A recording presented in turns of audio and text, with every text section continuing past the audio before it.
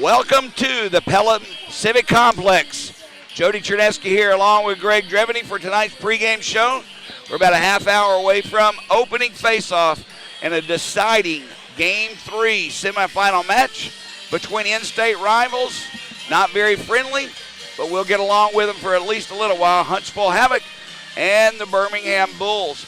After last night and a late night home, I don't know about you, Greg, I finally got to sleep at around 3 o'clock, 3:30 in the morning, and we got back at a decent hour, 1 o'clock or so last night, but I don't know anybody that could just walk in the door and go to sleep. It took me a little while to calm down and watch a little TV, pick up a book, and still had trouble falling asleep. How about you? Well, very similar, Jody, getting home rolled in about 1:15 or so. But after that, it's hard to leave where you just left, and I found myself going back, looking over some key moments of the game, and looking at that second period from the Bulls last night, and I was like, that's just unbelievable. If they could come out and do that, put that in a jar, bring it out for 3 periods tonight, that's what it's going to take. And then at the same token, I went back, watched the third period on Huntsville's side, and I'm like, okay, so what you're going to see tonight coming out right off the hop, you're going to have to see the best of the Bulls against the best of the Have-It. And I tell you what, if both teams can bring their best periods to the first period tonight, it's going to be a heck of a first period. Well, and just keeping on the same subject here about travel, Birmingham, of course, had come home last night, the Bulls. They got back a little later than we did because we left far before the team bus did. We were able to drive by as they were loading it up. You've been on the team buses before where you've had overnight trips and come back on the same night. Let's just say they pulled into the Pelham Civic Complex parking lot at 1:30. The rest of the evening to get some sleep this morning, tell us what the players after a trip like that went through.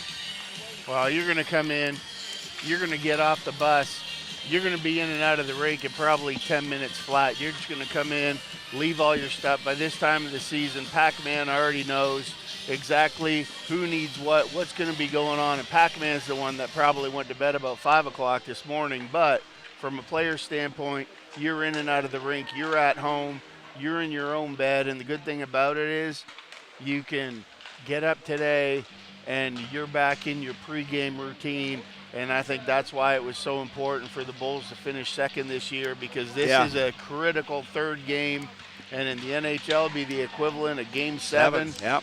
And this is it, So we're going to have a definitive semifinal winner here after this next 60 minutes of hockey. But if I had to choose between doing what the Bulls did last night and looking at what Huntsville would have looked like, because Huntsville's the same way. Neither team is going to go home and just be able to shut it off and go to sleep. Right. Huntsville's going home. They're going to go home. They're going to sleep. But they've got to get up and be somewhere and get on a bus and ride the bus here and go through all that, as opposed to the Bulls, you're in your pregame routine and you're at home. People that have never been on a team bus don't really understand just how uncomfortable it can be. You're not in a home element, and I don't know, maybe the night before you come home is the best way to do it.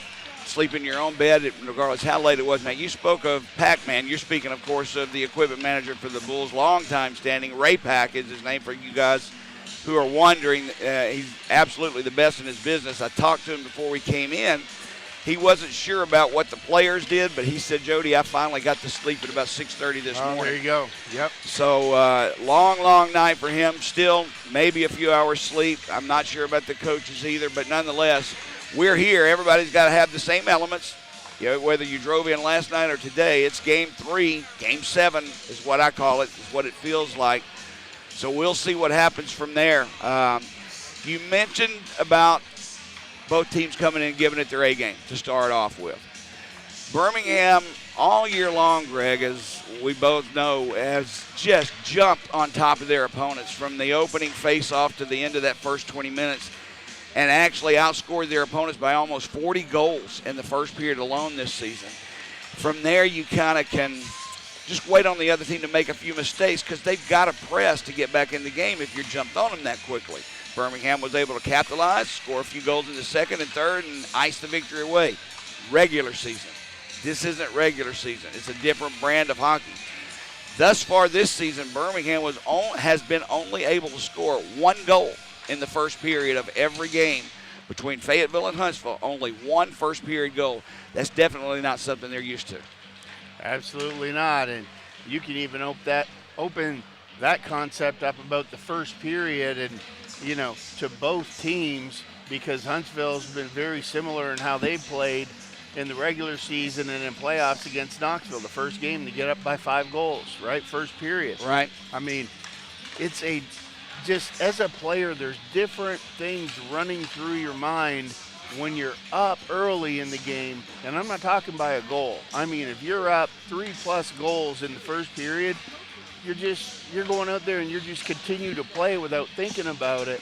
But what I've really noticed about both teams, Huntsville and the Bulls included, is in these games that neither team is getting out to a big lead in the first period, and both teams just kind of play a little bit tentative, so to speak. They're just not all guns firing, guns blazing, coming out and doing their thing. But I think that's going to change tonight. Well, as far as the tentative play, is it that, or would you credit, even Fayetteville for that matter, Huntsville and Fayetteville, knowing Birmingham is a very quick skating, early scoring team, trying their best to slow the game down the first 20 minutes and lumber along, tie the puck up wherever they can, put it in the corner and even tie it up in their skates for 15, 20 seconds if they can. It seems like Huntsville especially is doing everything they can to make the first period go as slow as they possibly can and take Birmingham out of their game. Well, for a team like Fayetteville, I think that's their comfort zone.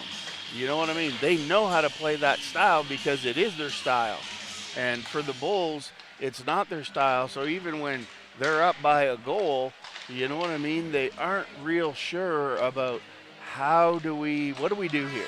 Do we keep driving forward? Do we, keep bringing the forecheck? Do we hold off? Do we try and, slow it down and play a defensive trap of our own? And I say, you know what? Forget about all that stuff tonight.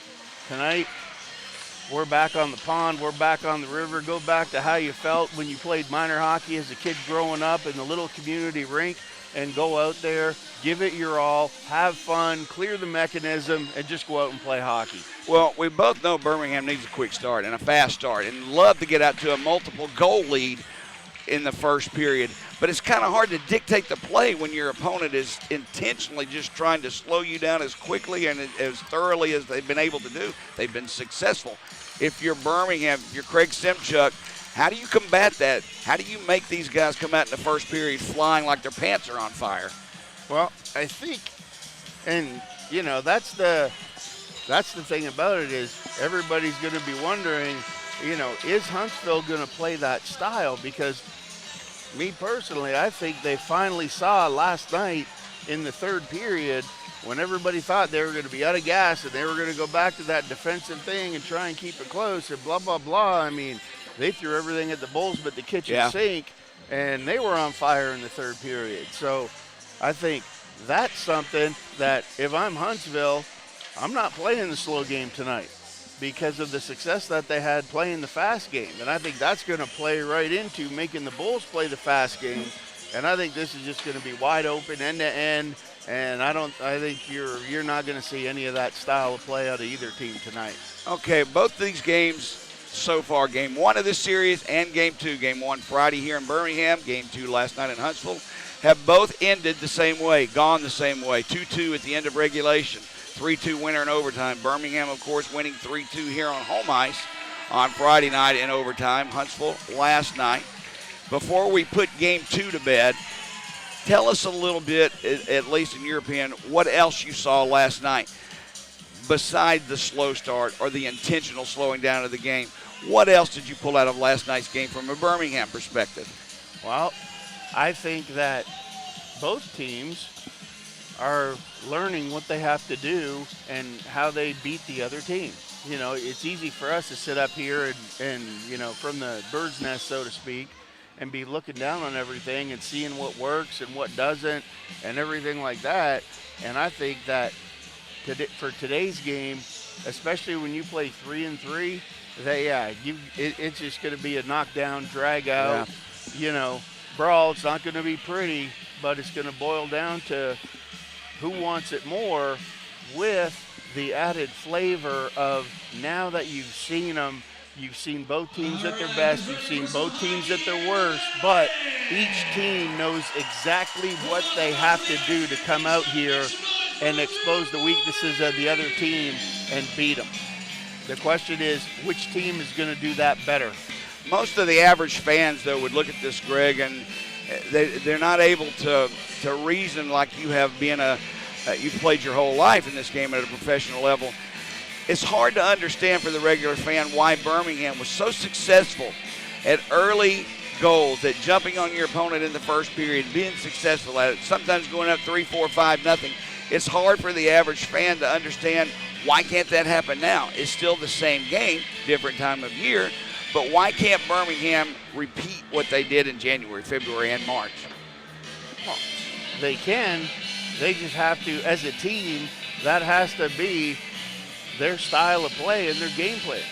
Because it was very simple when they were doing that, getting up 2 and 3 goals in the first period. But every guy on the bench, every guy on your roster, from the top to the backup goalie, you have to all be on the same page. Because when you're all on the same page, the keys to it for Birmingham are clearing your blue line, making the simple play in your end, nothing east to west, nothing in front of the net, get it into the neutral zone, dump the puck in, attack with speed. If you carry it across their blue line, you've got to come, you've got to drive wide, wait for your other guys to get in position, look for those 1-Ts from the slot area, and if not, you bring it around down low, you push it out to the point, and all the guys crash the net. That's Birmingham's game in a nutshell. The question is, are they going to execute? Because in that style of play, you can't have 1 out of 3 forwards playing the fast game and 2 forwards deciding to play a slow game. It's like football. Yep.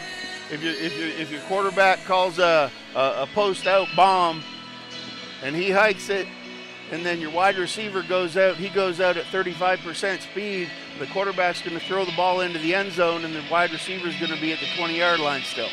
Same concept. Everybody's got to be on the same page. You all got to pull the rope in the same direction.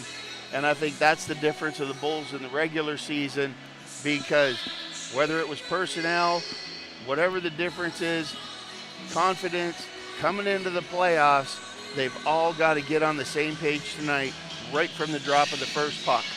All right, we'll take our first break. When we come back, we'll talk about some positives and some negatives for at least the Birmingham Bulls side of things. But right now we're 20 minutes away, 21 minutes to be exact, from opening faceoff in the deciding game.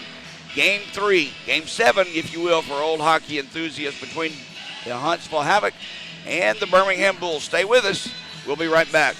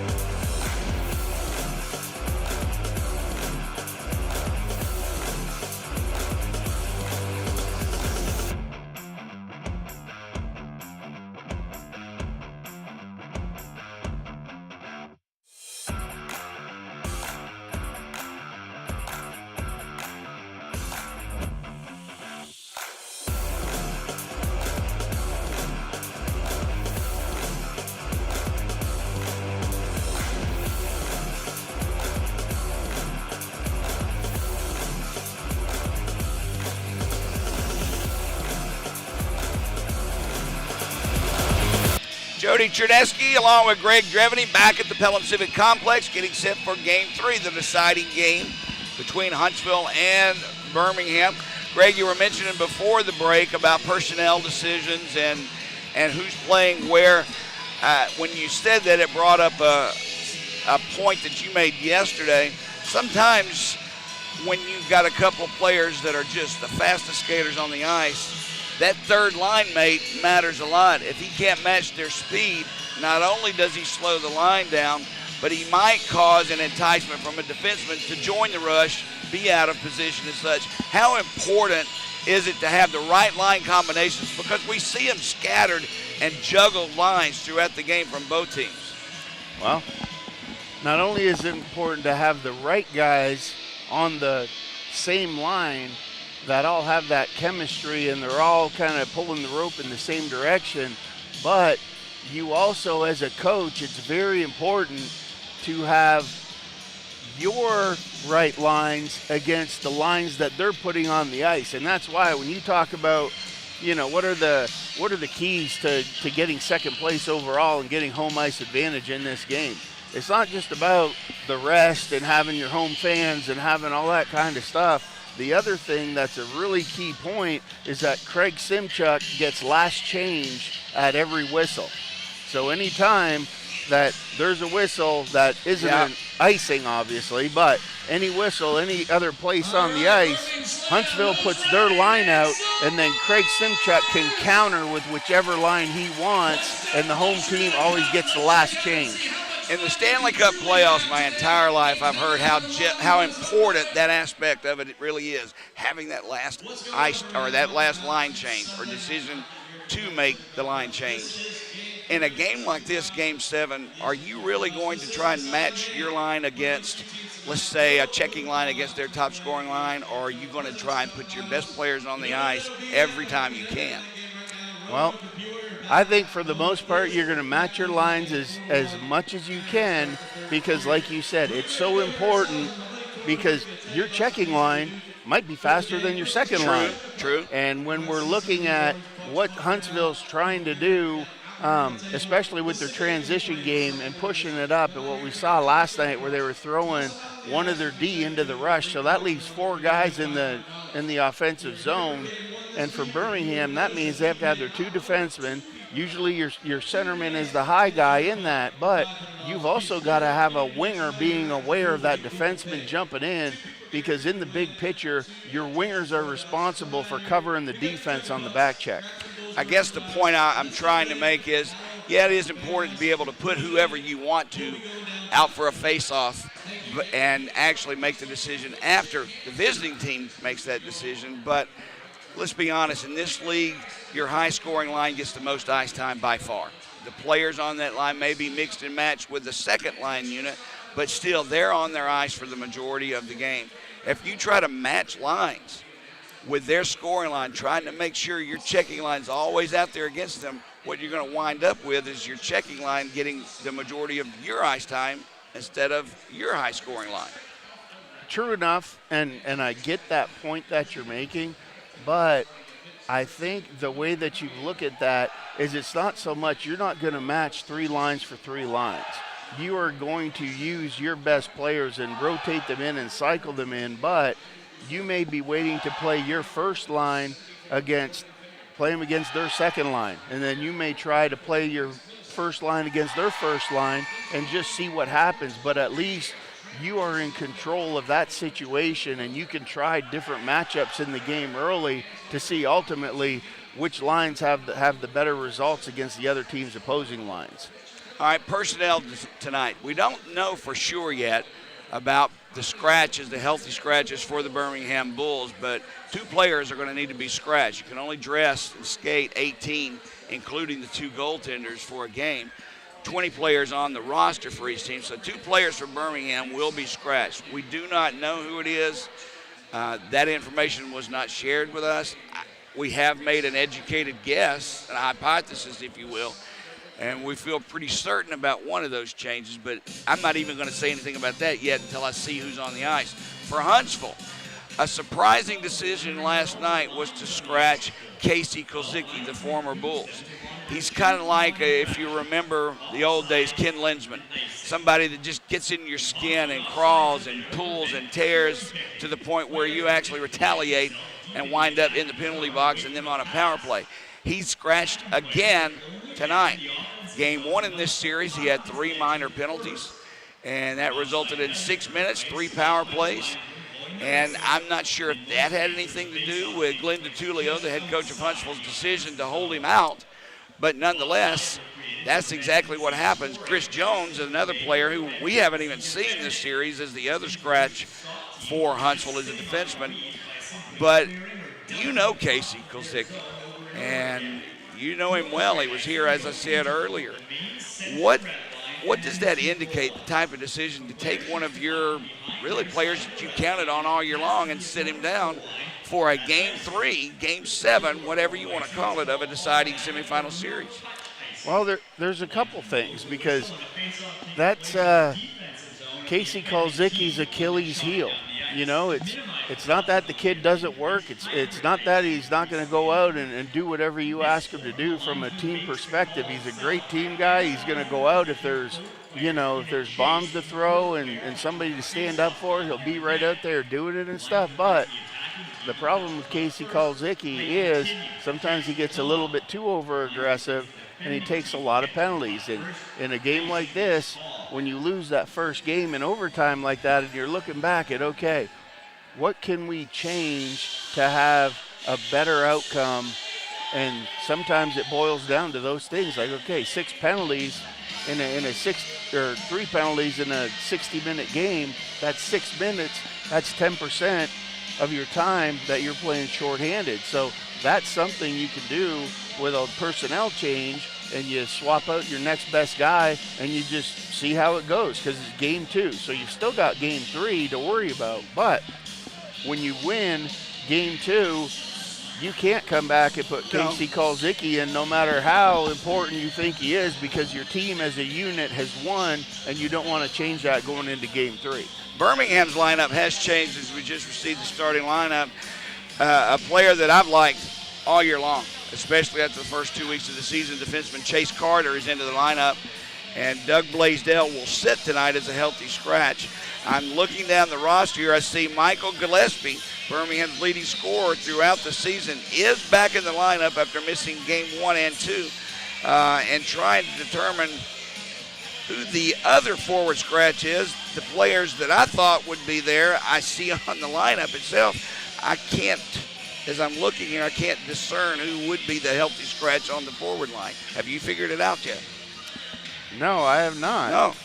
I mean, I can look real quick and compare rosters, but as I said, there were a couple of players you and I both talked about possibly would make sense to sit down if Michael Gillespie came back in. But at this point, I'm looking here maybe on the stats themselves. Oh, yeah, I have figured it out. Who is it? Because I haven't yet. Papalardo. Wow. Interesting. That's beyond interesting. He's the leading scorer for the Birmingham Bulls in the playoff, has a 5-game scoring streak. He scored in every playoff game we've played this year. He has 5 games, 3 goals, 3 assists, and on top of that, he's a +5 in the plus-minus category. I'm not just surprised, I'm shocked about that. Well, the other thing about it, Jody, is seeing that, numbers-wise, where, it raises a question mark. But the other side of it, too, is we also don't know what else is going on down there. He may be injured.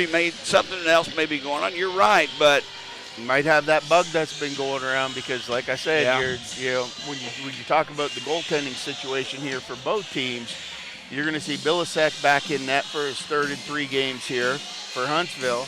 And then on the side for the Bulls, you're going to have Austin Lotz going in net again tonight for his 3rd in 3 nights, where Hayden Stewart, it's not that, he might have gotten, Game 2, he might have gotten Game 3, but in the scenario where he's not 100%, I think the Bulls are going with their best opportunity to win here and coming back with Austin Lotz. Okay, we'll see how this works out. Changes needed to be made after last night, there's no doubt, but we'll take our final break. When we come back, they'll be ready for face-off time.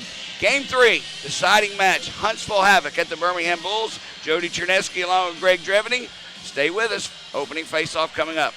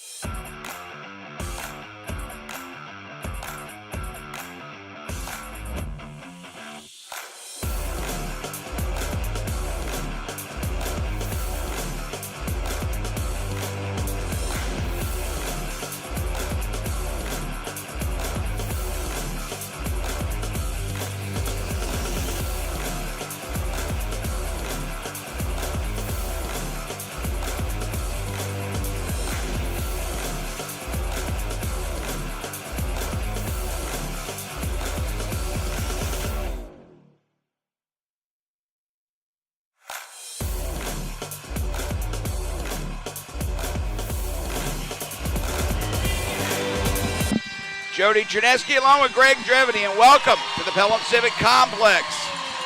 Nothing in April is easy when you're playing hockey. The playoffs are full of tension, they're full of nerves, keeps you on the edge of your seat with excitement, and that's exactly what Bulls fans have been a part of, not only in this round, but the first round of the playoffs as well. Tonight, deciding game in the semifinal match between Huntsville and Birmingham. Both previous games in this series went to overtime. Both games ended in identical 3-2 scores, and both teams have one win each. Now it's sudden death. It's elimination day, whatever you want to call it. It's simply a Game 7 in the hockey world. A win, and you're in the finals. A loss, well, you pack up your things and you go home and you get ready for the summer. Thanks for joining us again, everyone. Jody Chernesky here along with Greg Dreveny. Greg, the Bulls let one slip away last night. They lost 3-2 in overtime, but it never should have went to overtime. We had so many chances, so many opportunities, and gave away all of their goals that they scored, just gifts, that is. Led 2-1 going into the third period and still wind up losing.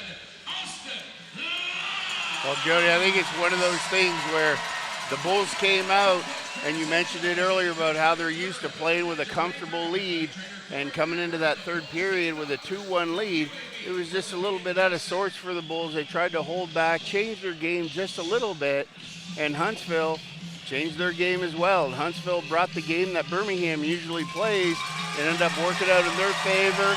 They tied it up, took it into overtime, and once you get into overtime, anything can happen. And like you said, it's a game of capitalizing on mistakes, and Birmingham did it the first night on Huntsville. Huntsville did it to Birmingham last night, and tonight, you might as well say that from the drop of the puck, this is overtime for 60 minutes. A little gamesmanship already being played by Huntsville as they waited to the last possible second to come out on the ice. Birmingham had already lined up for the national anthem before Huntsville even exited their locker room. But for right now, we'll pause as we wait for the singing of our national anthem. Brought to you by the Florida Gurus. Oh, say, can you see by the dawn's early light what so proudly we had the twilight's last gleam, whose broad stripes and bright stars through the perilous fight o'er the ramparts we watched were so gallantly streaming. And the rockets regular, the bombs bursting here, gave through the night that our flag was still there. Oh, say, does that star-spangled banner wave o'er the land of the free and the home of the brave? All right, starting lineups first for Huntsville on defense. Dominic Procopio along with Alex Kilcheski. Up front, Kyle Clark, Jamie Buchel, and Jordan Fader. In goal, once again, Max Milasek. We'll get into him in just a second. For Birmingham starting lineup on defense, Taylor Brierly along with his partner, Artur Turchev. Up front for the Bulls, Troy McTavish, Zach Masson, along with Matt Wiesner. That grinding energy line gets to start. Maybe that's a sign of things to come. For goal in Birmingham in goal will be Austin Lotz. 2.43 goals against, 881 save percentage. Max Milasek, 1.88 goals against average, a 934 save percentage. If you ask me, that's kind of, the numbers aren't really as indicative. It seems like a dominating performance from Milasek, but it's been anything but dominating. Absolutely. Both goalies are going to be on tonight. Lots of shots. We know the keys to success for the Bulls. Get those pucks in on Millisek, keep them low, crash the net, and look for rebounds. All right, here we go. Puck drop. Sent back into the Bull zone. Turchiev will pick it up for the Bulls, and we start this game. Byerly's pass is picked off by Fader. Loose puck at center ice, tipped into the Bull zone where Turchiev will get it. Turchiev gives it for Byerly ahead for McTavish along the far boards. McTavish couldn't get it out. Does send it to Masson, and here comes Birmingham. Archer Turchiev brings it into the zone. Far side, Wiesner. Tipped away from him by Kielcheski. Puck loose along the far boards, and Kyle Clark skates away. Clark sends it into the near corner. McTavish will get it first. Sets it around the board. Zach Masson is there. Tips it for Byerly, and Birmingham's Donahue tips it into the Huntsville zone. Just underway here. First period, no score. Behind his net, Mason Palmer has the puck. Pressured by Bethune, so he'll step away, bank one off the boards. Loose puck now at center ice, picked up by Bethune. He'll give it to Donahue. For Mike Davis, his pass off his stick. Huntsville clears. Ryan Romeo now has it for Chase Carter, seeing his first ice time in this series. Mike Davis has it at center ice, wraps one in. Easily picked off by Darren. He'll send it away from Martinson. Deep into the zone is played. Chase Carter has it. Plays it behind his net for Bethune. Off the boards for Davis, who gave it up to Rose. And casually sent into the Huntsville zone where Martinson will pick it up. Line change for the Bulls. Michael Gillespie out for the first time in this series for Birmingham. He's been held out due to an injury the first two games. Piacentini has it in the Bull zone for Hunter. A shot deflected wide.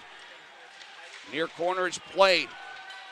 Davis Ross there tries to get it free. Comes to Carson Rose, and Birmingham clears. Quickly, Jordan Martin tries to catch up with it from Matt Doran, but Matt Doran gets it first. Birmingham has to clear the zone. Sam Hunter, long pass through center ice. Jordan Fader off his stick. Into the near far corner is played. His centering pass nowhere near anyone but Zach Masson, who clears. Ricardo drops it back for McTavish. McTavish takes the shot, save made. Rebound goes free. Far board, Zach Masson has it.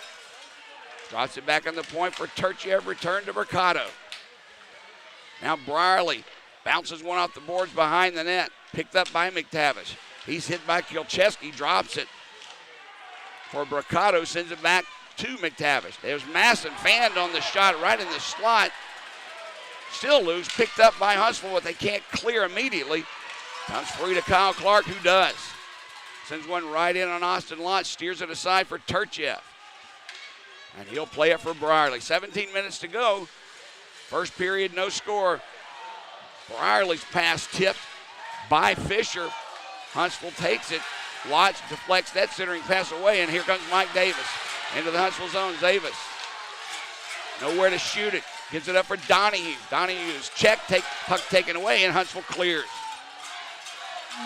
Chase Carter sends one for Ryan Romeo, who couldn't send it in the Huntsville zone. Huntsville plays the loose puck, sending it into the Bull zone, but out of play. So a faceoff will come at center ice.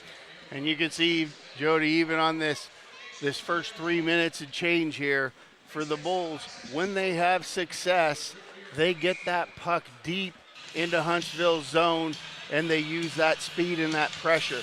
These transition, Huntsville is so quick at moving it up. If they don't get the puck deep. Chase Carter had it, lost it off his stick. Bethune picks it up, drops it back for Romeo. Davis deflects it into the Huntsville zone. Doran goes back to pick it up, sets it up for Hunter, who gives it to Piacentini. Huntsville skates away through center ice. Piacentini sends it in deep, chases after it. He picks it up. Now Nukovic centers one for Martinson. The rebound comes off the boards right back to Martinson, but he couldn't fire the shot. Hunter keeps it in. Bethune tries to poke it away from him, can't do it. But the puck does come free as Romeo clears. And icing will be called on the Bulls. That's the first real scoring chance for either team there, Greg. Huntsville had a couple of good whacks at it. Absolutely. You can see on the transition there, Huntsville in their own zone as they push that puck up. It's a habit of the Bulls to come back. The centerman comes back and plays with the 2D. But the wingers, they have to recognize those two defense, and one guy has to go with them because you saw the D talking about who was going to go. Off the draw, Huntsville controls. Procopio around the boards behind the net. Played by Fader. He's hit by Carter. Puck comes free along the near side. Birmingham will skate away. That's Donahue ahead for Gillespie. Tries to get around Procopio. Can't do it. It's poked away. And Huntsville clears. 15:40 to go. First period. No score. Jordan Fader for Huntsville brings it into the Bull zone. He's hit by Davis Ross. Now Kolatarsi comes in. Puck comes in front. Gillespie kicks it to Ross. And Birmingham's Gillespie skates through center ice. He'll send one into the Huntsville zone, or try to. It's hit by the Huntsville defense. Finally in. Procopio plays it behind his own net. Ahead for Palmer. Tries to set it up for Fisher. Kolatarsi ties him up. Loose puck picked up by the Bulls' Carson Rose. And he'll drop it back for Davis Ross. Ross. Far side Kolatarsi. Rose was there. That pass was tipped away by Jacob Barber, but he couldn't control it. Birmingham brings it into the Huntsville zone. That's McTavish, sends it in deep. Big hit there on Pearl, but Huntsville comes away with the puck. Fisher brings it into the Bull zone. Drops it for Barber. Barber, far side, Sam Hunter. McTavish is there to take it away. Good play defensively by Troy McTavish. Huntsville will have to come back and reset. Derer sends it back into the Bull zone. Lotz will play it for Turchiev. Masson is there along the near wall. It puck is cleared. Sam Hunter picks it up for Huntsville. This puck will come right in on Austin Lotz. Plays it for Brierly, who will give it back to Turchiev. Long pass ahead looking for Wiesner. That one may have been offside. Wiesner clears the zone. Birmingham. Wiesner tips it in to the Huntsville zone. Procopio will pick it up for Huntsville. Very few stoppages thus far, up and down action. There's Nukovic off the boards for Piacentini. Ahead for Martinson, their leading scorer in the playoffs. Donahue takes the puck away from him but can't clear. In front, Chase Carter intercepts the pass and clears. Now sent back into the Bull zone. Lotz plays it for Romeo. That's Carter to his left, sends it up ice, looking for Wiesner's out of his reach, so icing is called on the play. Faceoff comes back into the Bull zone. We got our first media timeout with 13:34 to go here in the first period. Chase Carter, Greg, playing in his first game of this series, had a chance to make a mistake in his own zone. He had the puck beside goaltender Austin Lotz. He played the safe play. It wasn't a scoring chance, but he cleared the zone. Isn't that what you want your defense to do in a Game 7 type situation? That's what it is. And we talked about it in the first two games. We don't need anything fancy. All we need are the safe, easy plays that are usually your first plays to make. And it's when guys, they get thinking about things too much and they second guess themselves, try and do something out of the ordinary. It usually ends up turning in the opposite direction. And looking at, you mentioned Martinson being their top scorer, and that's a little bit out of character for Huntsville, because Martinson, for the fans at home, he is a rookie. So coming in with 4 games played, 3 goals, 2 assists for 5 points for Martinson, that's a big credit to be on this Huntsville Havoc team, and as a rookie lead your team in scoring in the playoffs. Especially when they've got so much experience on this Huntsville team that's been in the finals before, much less the semifinals. As a rookie to lead the team in scoring, and this is their 5th game of the playoffs as they swept Knoxville in round 1, 2-0. This is, of course, Game 3 of this series. He'll get a lot of ice time. He'll be one you want to keep your eyes on. Right. All right, Kyle Clark and Jared Bethune on the draw to the left of goaltender Austin Lotz. Puck is dropped. Comes along the near boards. Pearl with a shot. Lotz didn't see it, but he got that skate out and made a kick save. Birmingham clears. Now it's picked off as Bethune takes it. Off the turnover. Bethune looks for a place to go. Pearl played him nicely, but Bethune still has control. Knocked away from the puck. Derek Pearl comes away. Mason Palmer knocked down behind the play. Bouchel sends it ahead for Fader. A shot, stick save. Made by Lotz. Puck is loose behind the net. Played by Huntsville, but no one there at the point. Pearl will take it back at center ice.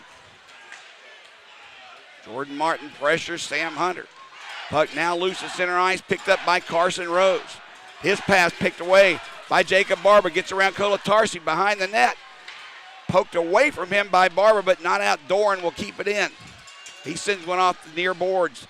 Barber has it. Barber tried to set it up for Holland, does. Now Darrer has it. He'll skate to the far boards. Rob Darrer in front. Shot by Doran. The save is made. Rebound is under. Jordan Martin comes back to Doran. At the point, Sam Hunter. Sam Hunter sends one wide. Played behind the net by Davis Ross. He'll try to bank one off the boards and out, but it's kept in by Hunter. Now Ross intercepts his pass and finally clears the zone. Darrer has it. Skates across that center ice stripe and dumps it deep. Line change for Huntsville. Watts plays it himself. Near side for Masson. Ahead for McTavish. Has Bricado with him. He takes the puck. Return for McTavish just off his stick. Played by Nukovic, but Turchiev keeps it in. He banks one off the body of Nukovic, and he'll skate away with the puck. Zy Nukovic. Around the puck, around the zone, puck goes. This one's going to be whistled dead. And we're going to have a slashing call coming up on Birmingham. If I'm not mistaken, that'll be Zach Masson going off for the slash at 8:19 of the first period. Huntsville will go back on the power play. First one of the night. Zach Masson, Passantini just standing over there to the right side of the net on that weak side, and Masson was paired up with him, and they were jostling back and forth. Masson just whacked the stick out of his hands, and the Bulls are going to go on the power play here, or penalty kill. My mistake. Just what you don't want to do is give them an advantage. This one a man advantage. Birmingham not doing well on the penalty kill as of late, but seem to be maybe turning a corner. Off the draw, Huntsville has it. Far side, Nukovic. Looks for Darrer, intercepted nicely by Romeo, who wastes no time, just clears the zone. Huntsville has 0 power play goals while on the road this year in the playoffs. They have yet to score a road power play goal. Kilcheski drops it back for Nukovic. Looking for an alley. Nukovic skates it ahead. Finds Fisher. Fisher in front. He had Piacentini there, knocked away by the Bulls defense, but Huntsville still has control. Back at the point, Kilcheski has it. He sends one in, deflected by Brierly. Back for Nukovic. Gets away from Bricado and drops it for Kilcheski. Kilcheski for Darrer. He fanned. Good defensive play by Brierly to actually affect the shot, but it comes right back to Darrer. Down low, Fisher in front. Bricado intercepts his pass and sends it down the ice. We're down to a minute to go in this power play. Look out, Nukovic takes a long pass from the goalie, loses the puck. Wiesner clears down the zone. 50 seconds to go on this Huntsville power play. 10:30 to go in the first period. We've got no score. Doran gives it for Fader. Tries to set up Barbers behind him. Puck is tried to be cleared by Bethune, and he does with his skate. Huntsville was reset in their own zone. Martinson with 30 seconds to go in this power play. Skates through center ice. Drops it for Clark. At their skate, Martinson finds it. Gives it to Fader. He comes out in front. Save made. Rebound. Barber had a whack at it. Didn't go in. Fortunate there for Birmingham. Birmingham clears the zone, and now we're down to 15 seconds to go on this power play. Huntsville has had several chances. Good chances, that is, on this power play, but Austin Watts and the Bulls defense playing it well.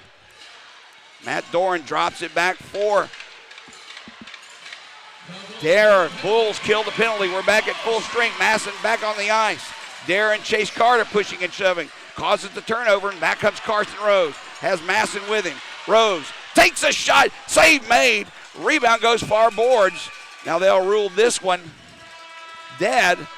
I don't know if it went into the netting or not, but the whistle blows, and I assume that's what it was because I see no penalty being called.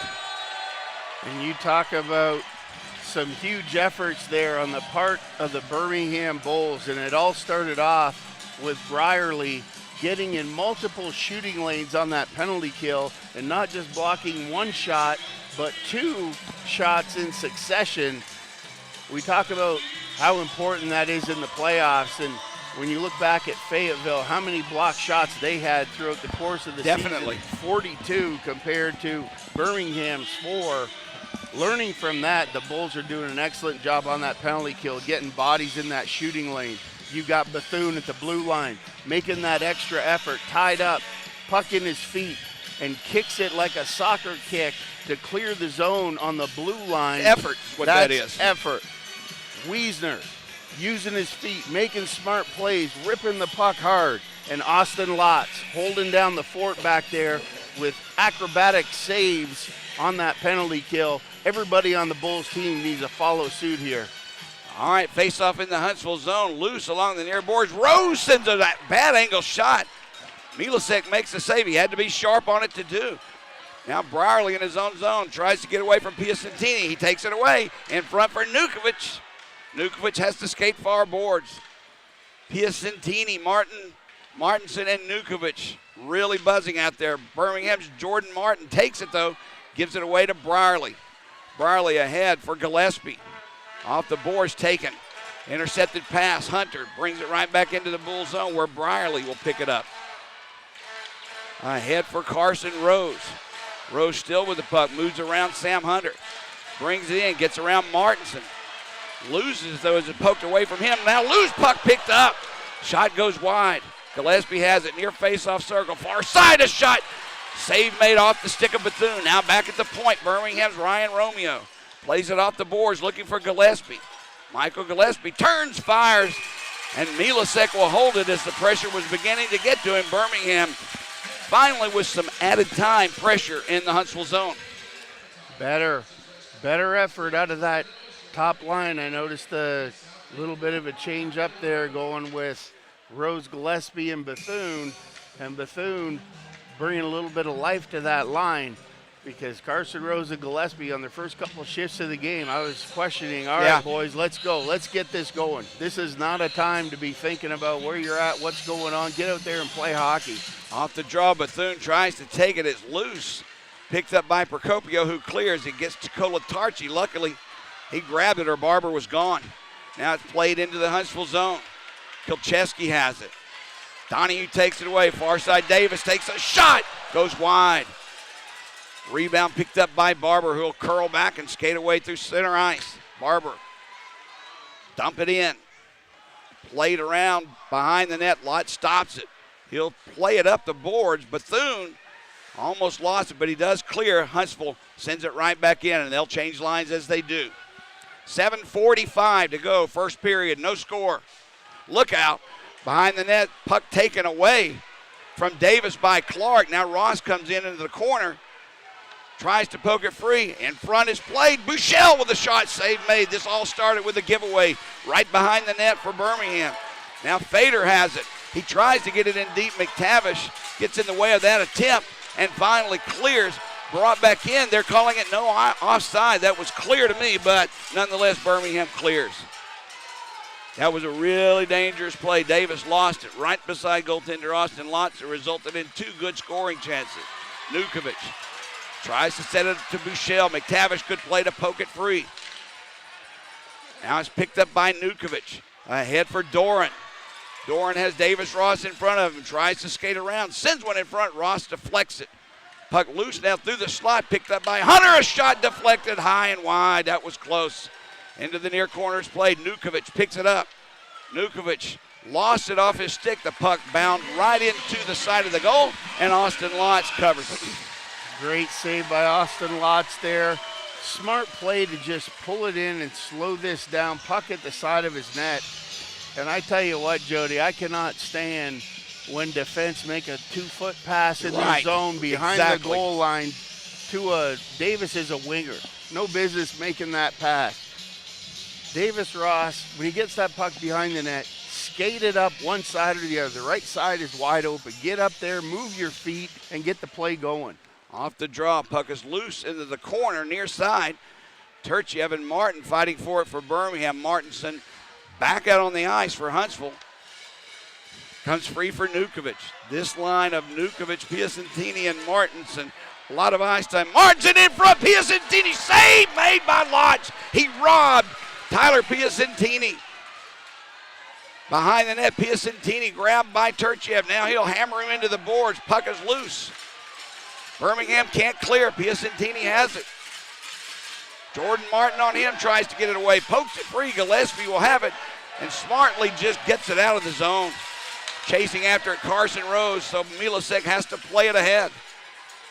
Piacentini has it. How much ice time can this line get? Piacentini for Holland. Taken away from him by Ryan Romeo. Bethune can't bring it into the zone. It's poked away from him, Birmingham. Now Bethune takes it in. Takes a shot, gloved easily by Milasek. No rebound as Davis was bearing down in on him for Birmingham. So a face-off will come to his left. I like that play by the Bulls. Bethune made the right play, got his feet moving, entered the zone. Good hard shot on net. Don't like the shot selection. High into his glove, because if you notice, right after that puck went into his glove, Davis was right there on top of the paint. Put it low on this guy. Davis will finish that. Dare and Bethune on the draw. Comes free for Procopio along the far boards. He gets it out. Now Barber gives chase. Chase Carter will go back. Catches up with it first. Icing. Face-off comes back down. Good job, Carter, there on his awareness on that ice. If Carter doesn't get on his horse and come down, Barber's got some speed, could have beat that out, and that would not be a place you want Jacob Barber down deep in your zone, one-on-one with one guy to beat. All right, we'll redo the face-off. Bethune and Dare. Puck drop loose at their skates. Sent to the near side where Jacob Barber will pick it up. Can't get it out. Chase Carter, good job to keep it in. Bethune gives chase down to the near corner. Barber there as well. It's sent around to the far boards. Mike Davis will pick it up first. He's hit by Kilcheski. Loose puck. Donahue takes it. Sets it up for Bethune. Back at the point for Carter. Carter sends one. Donahue deflected just wide. Mike Davis picks it up for Bethune. Along the far boards. Bethune back at the point for Romeo to Carter. Carter banks one off the boards. Picked up by Dare. They'll try and get it out. Now Carter pinches in, takes Barber out. Bethune will pick the loose puck up ahead for Donahue, just out of his reach. Loose, picked up by Huntsville. They'll come the other way. Bouchel poke checked away from him by Kolatarsi. So they'll just dump it in deep. We're down to 4:40 to go. First period, no score. Behind his own net, Kolatarsi waits. Wiesner will skate by him. Kolatarsi off the boards. It's center ice for McTavish. Puck comes free. Masson giving chase. Loose puck picked up by Huntsville. Ahead for Clark. Two Bulls back defensively. Clark gets away from one. Gives it up for Fader. A shot save made. Rebound loose in front. Cleared by the Bulls. Derek Pearl sends it right back in. Around the boards it comes. Ross tries to take Clark out. Loose puck near side. Comes free. Kolatarsi will pick it up. Send it ahead for Masson. But this one well to his right and out of reach. So an icing will be called on the Birmingham Bulls as we have our last media timeout of the period. Tell you what, Jody, what I'm really liking on Birmingham in Huntsville's offensive zone is they're back to that style of hockey that we saw where those hard rims around the wall from Huntsville are coming in. And Birmingham's defense is doing a great job pinching in and pressuring and stopping Huntsville's advancement out of their zone. And the Bulls forwards are doing a great job backing up those D, and the Bulls are getting opportunities by doing that. But that's heavy pressure at the blue line by the Bulls, and I like what I'm seeing. We got to, at least in the offensive zone, we got to get the puck deep down behind that goal line and put pressure, just maintain the pressure. Pressure. Continue to send people to the front of the net, and as Chase Carter did a couple of times, get a good low shot from the point, and it was deflected wide on both of his shots, but that's exactly what you want. Can't agree more. And if you pulled out a diagram of all the goals that they've scored on Milasek, I guarantee you every one of them is going to be from the hash marks down. All right, face off to the right of goaltender Austin Lotz. Controlled. Davis Ross takes it, wraps it around the boards, and Wiesner can't get it out, but it does come free for the Bulls. Zach Masson brings it into the Huntsville zone, has Wiesner with him. Masson with a shot goes through the crease. Back at the point. Davis Ross takes the shot high, but Milasek will glove it. And not wanting Birmingham to continue their barrage, holds it for a face-off.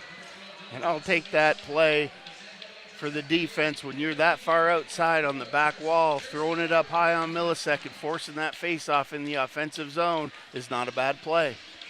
Jordan Martin, along with Carson Rose and Michael Gillespie, Taylor Brierly and Artur Turchiev for the Bulls. Sinukovic will be on the draw for Huntsville. Puck drop at their skates. Kicks free to the near corner. Procopio wraps it around the boards and out. Brierly will have it. Near side pass for Turchia. Piacentini pressuring him, so he returns the pass. Now this one is intercepted by Nukovic for Martinson. This line is all over the place. Martinson's pass is errant. Comes all the way back into the Huntsville zone. Rose almost had a shot at it to keep it alive, but couldn't do it. Puck comes to Austin Martinson. Brings it into the Bull zone near corner. Taylor Brierly back defensively. Centering pass. Nukovic shot. Save made. Rebound not cleared. Near boards. Nukovic in front. Piacentini's deflection goes wide, and Birmingham clears. That puck is sent right back in by Procopio. A bouncing one. Lotz goes down to his knees to make the save as Huntsville changes. Mike Davis skates away for Birmingham. Davis wraps one off the boards. Can't get around Palmer. Donahue catches up with it first. He's there with Pearl. Far boards. Dara tries to get it free. Can't. It's loose. Picked up by Bethune. Bethune through the slot. Tried a toe drag move. Didn't do it. Lost control of the puck. Rob Dara tries to clear. Romeo keeps it in, deflected. Save made by Milasek. Bethune, or Davis that is, back for Romeo. Near side for Chase Carter. In front, deflected by Donahue High. Rob Dara picks it up, wraps one off the glass, clears the zone into center ice. Fisher had a chance at it, but Chase Carter clears. Back in the Huntsville zone, Palmer plays it for the Havoc to Pearl, return to Palmer. Still trying to clear, does. Fader tips it into the Bull zone. Chase Carter will be the first there to pick it up. Voids the check, sends it to that far side, or near side. Bricado clears, took a big hit. Zach Masson will come up with a loose puck. It's poked away from him. And Clark backhands one deep into the Bull zone. This is going to be an icing as both Carter and Kolatarsi were back to touch up. 1:42 to go. First period, no score. I think it's starting to get contagious, starting out that penalty kill with the energy from the Bulls. You saw Zach Masson there trying to get something happening in the neutral zone, and he just went skating 100 miles an hour across there, and that's what it's going to take from the Bulls. They've got to continue to skate, keep their feet moving, and bring that energy, get the puck down low, get their shots on net. Off the draw, it comes to Davis Ross just inside the blue line. Sends one in, well wide. Masson has it. Pressured by Clark, gives it to Mercado. Tried a centering pass. Ross takes it. Shot deflected by Bouchel and cleared by Huntsville. Bouchel and Kolatarsi going after it. Hodgson Lotz takes no chance. Well out of his net to clear the puck. Birmingham has it that quickly back into the Huntsville zone as Mercado, far corner, centers one for Masson. His shot goes through the crease. Davis Ross keeps it in, at least for the moment. Mercado lost it though as Sam Hunter takes it away with Martinson with him. Gives it to Martinson, gets around Taylor Brierly. Martinson with a shot, steered aside by Lotz. All the way down the boards it goes into the Huntsville zone.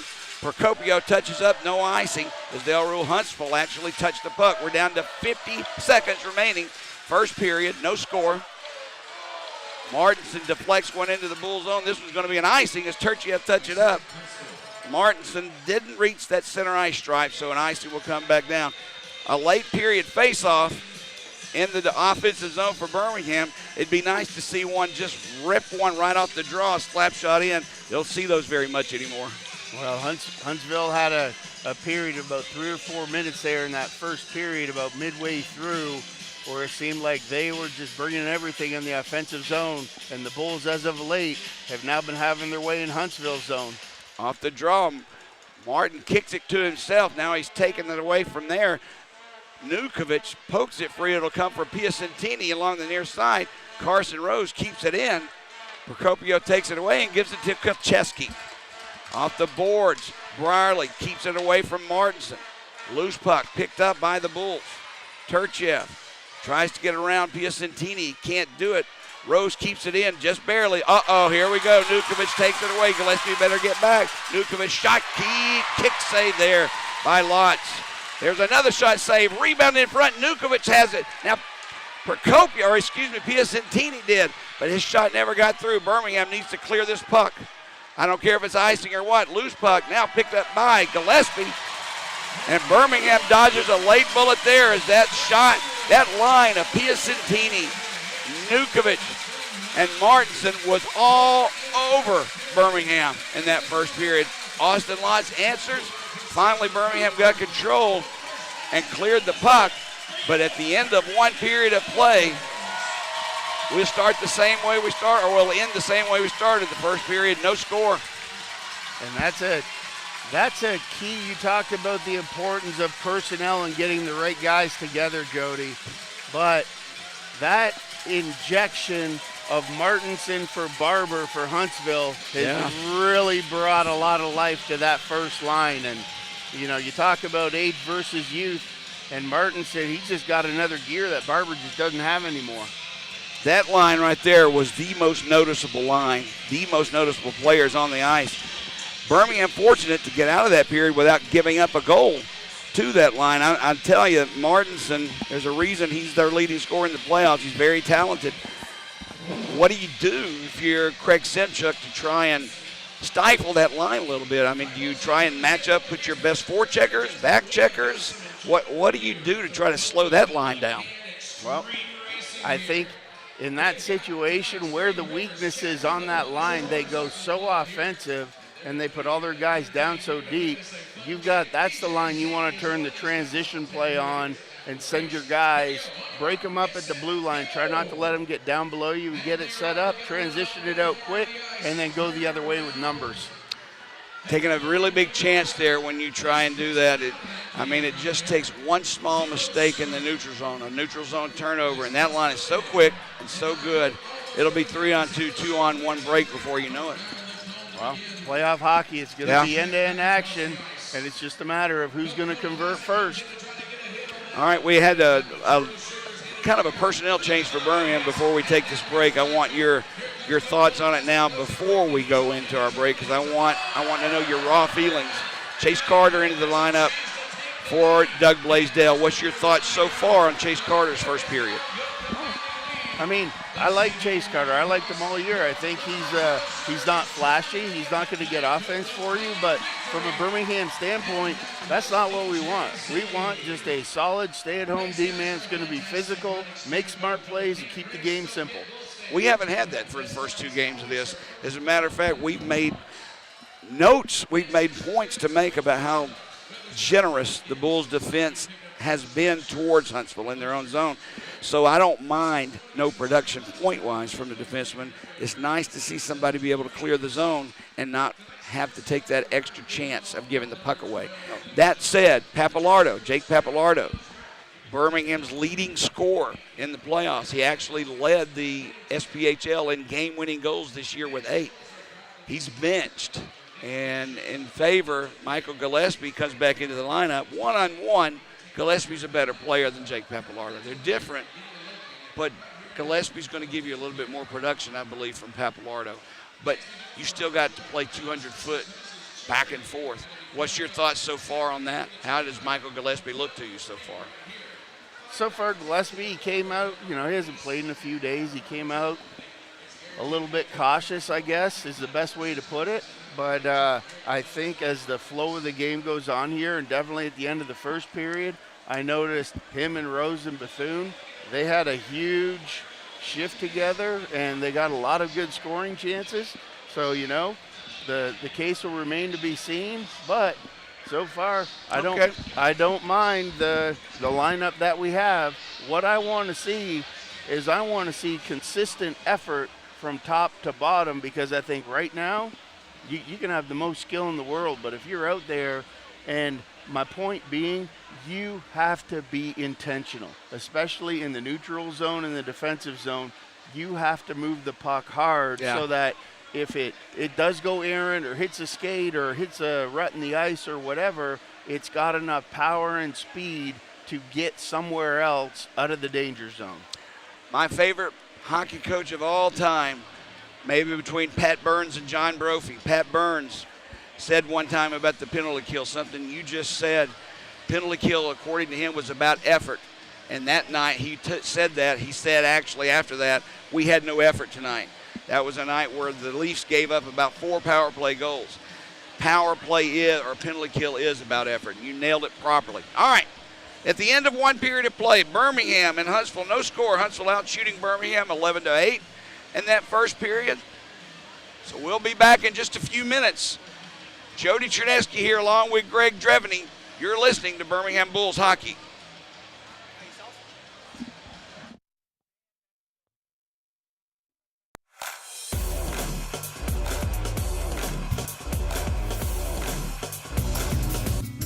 Winter is coming and Window World has your back, just like a sweater. The largest window replacement company in the nation gives you the best for less, the best products, the best installers, not to mention the company's strongest warranty. Winter doesn't have to mean high energy bills. Call Window World at 205-916-2189. That's 205-916-2189 or visit windowworld.com.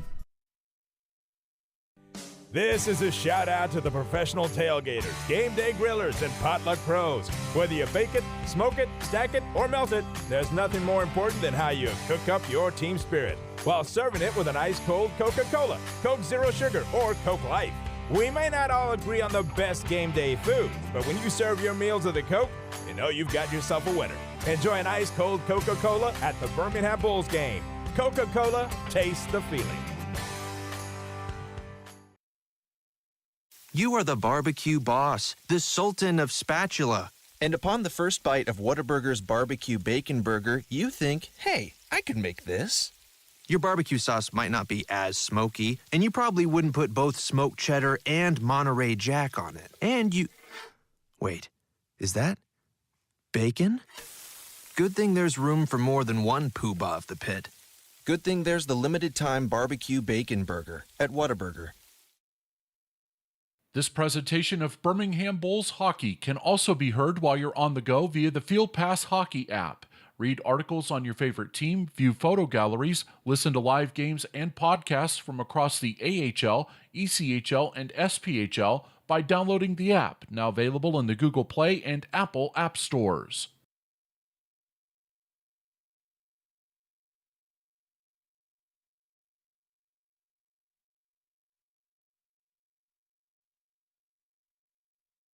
Hey Bulls fans, did you know the best place to score the most authentic hockey memorabilia and game day experiences all season long is with Dash Auction? The chance to meet your favorite player, take home the puck that scored the game-winning goal, or championship-winning jersey is right in the palm of your hands. Text DASH to 66866 and get ready to drop the gloves for the ultimate bragging rights. We'll see you at the auction, Bulls fans.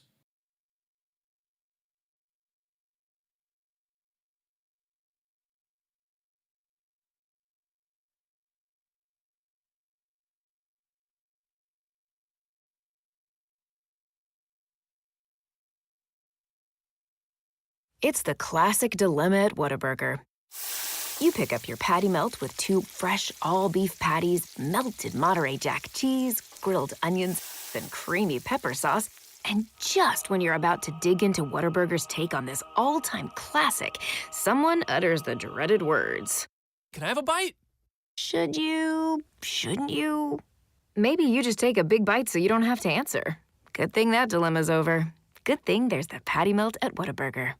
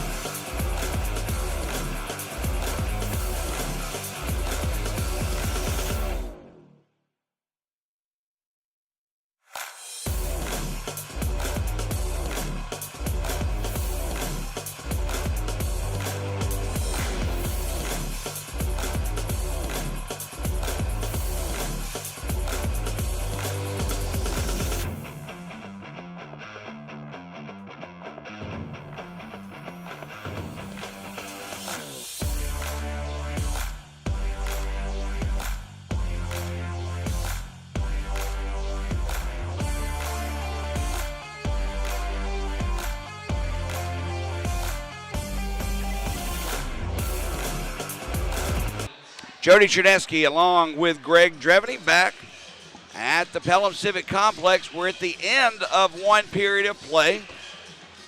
Score tied 0-0. Huntsville, as I said, to end the period, out shooting Birmingham 11-8.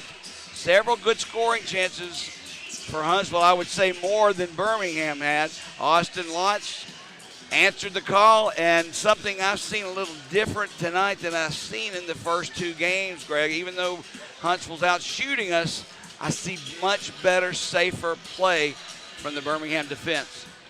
Very smart plays on the Bulls defense. They're keeping it simple.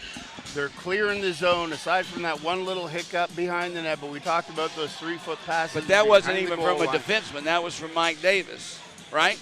Well, Davis Ross to Mike Davis. Well, but yeah, that's the point there. But yeah, from the Bulls standpoint, to a man, because you've got 19 guys that you're looking at in your roster and in your lineup tonight.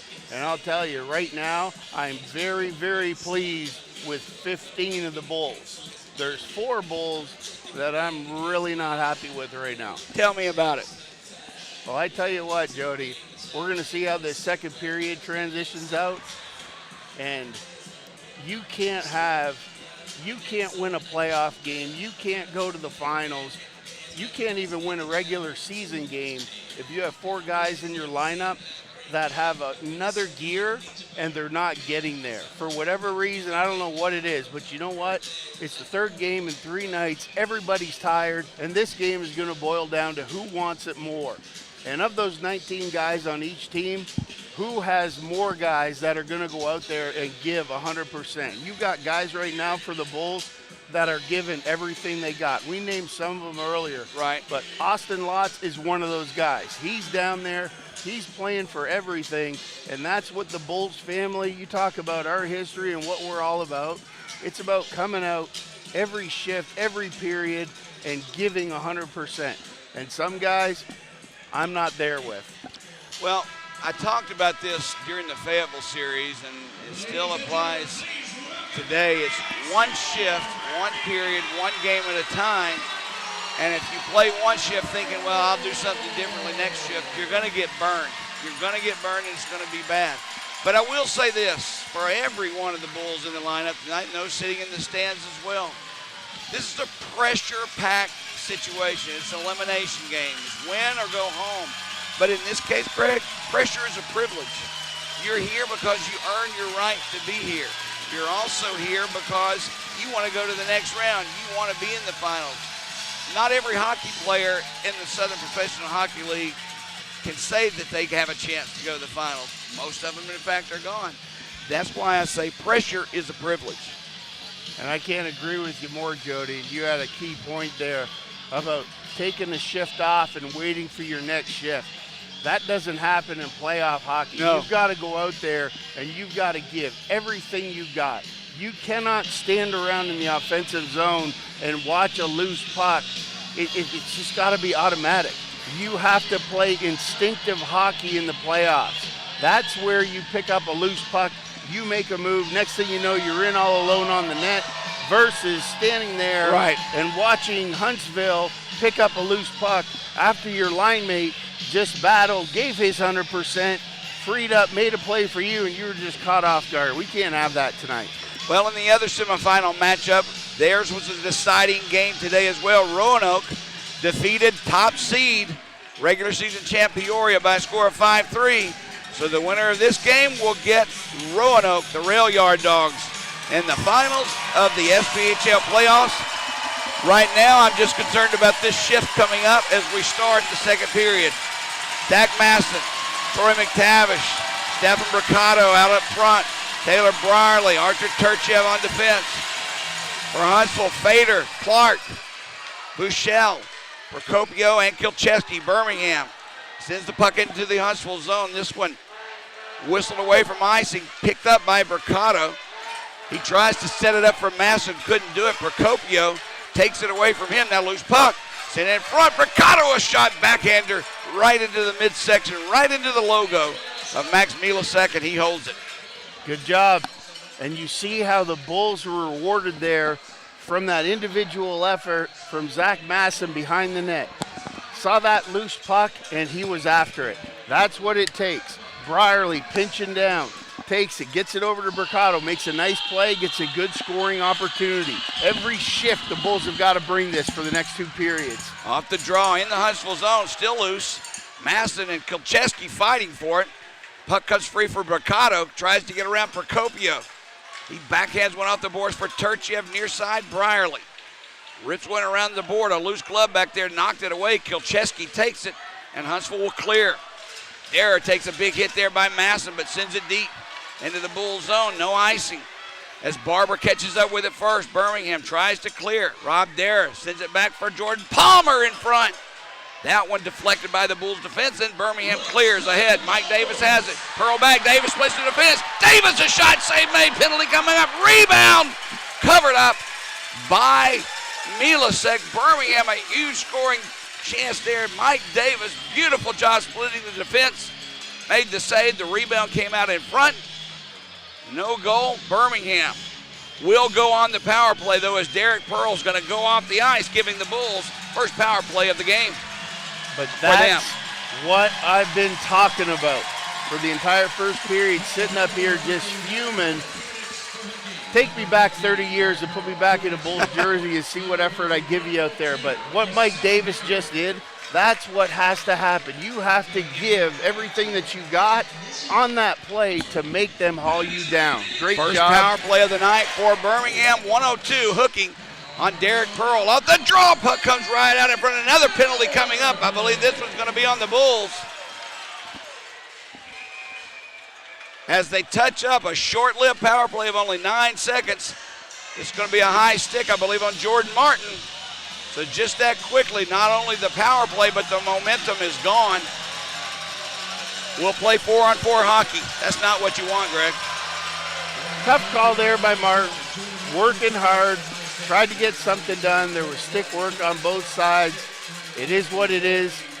The Bulls, this is where we talked about it, Jody. Coming in 4-on-4 hockey gives a lot of open ice, and this 4-on-4 right here will be make it or break it for the Bulls.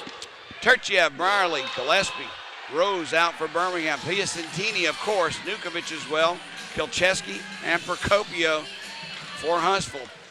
Off the draw, Brierly tips it ahead, and here comes Carson Rose.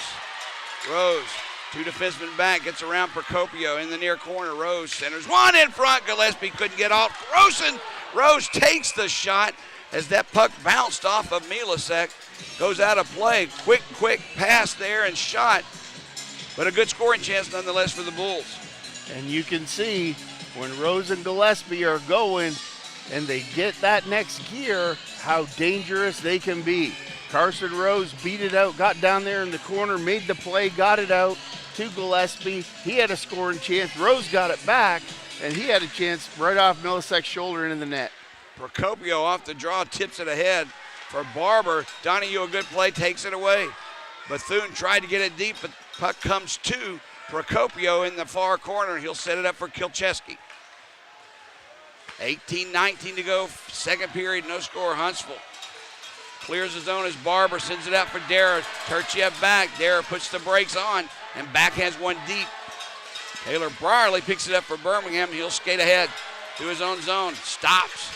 Has to retreat. Gives it up for Bethune. Forechecking of Huntsville paid off then. Ahead, that's Donahue with the puck. Gets around Doran. Shot save. Rebound in front. Bethune couldn't get the handle of the puck. Now he does. Takes a shot. Gloved by Milasek, and he holds on. Just a split second more, Bethune had a great chance. Well, great effort there by Donahue coming down that far wall. Good tape-to-tape passes by the Bulls. Like I said, for the first 2 minutes and 12 seconds here, this is Bulls hockey. They keep this up, we'll be in good shape. Well, throughout the playoffs at least, the second period has been most kind to Birmingham. They've outscored their opponent 6-2.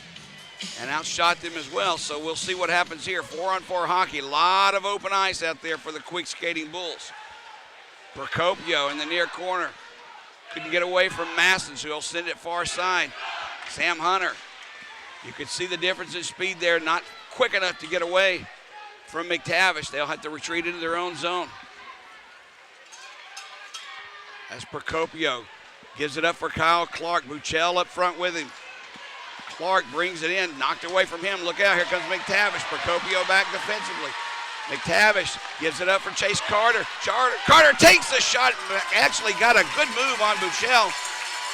Made the shot, but it wasn't really a strong one. Puck comes free along the near boards. Sam Hunter picks it up for Huntsville. Waits for reinforcements. Buchel gives it up for Fader. Drop back for Buchel. Takes a shot off the mask. Upper area, that is, of Austin Lodge. Birmingham clears. Now it's loose at center ice, picked up by Fader. He gets around Romeo into the near corner. Chase Carter with a big hit there. Puck comes free, far side. Kilcheski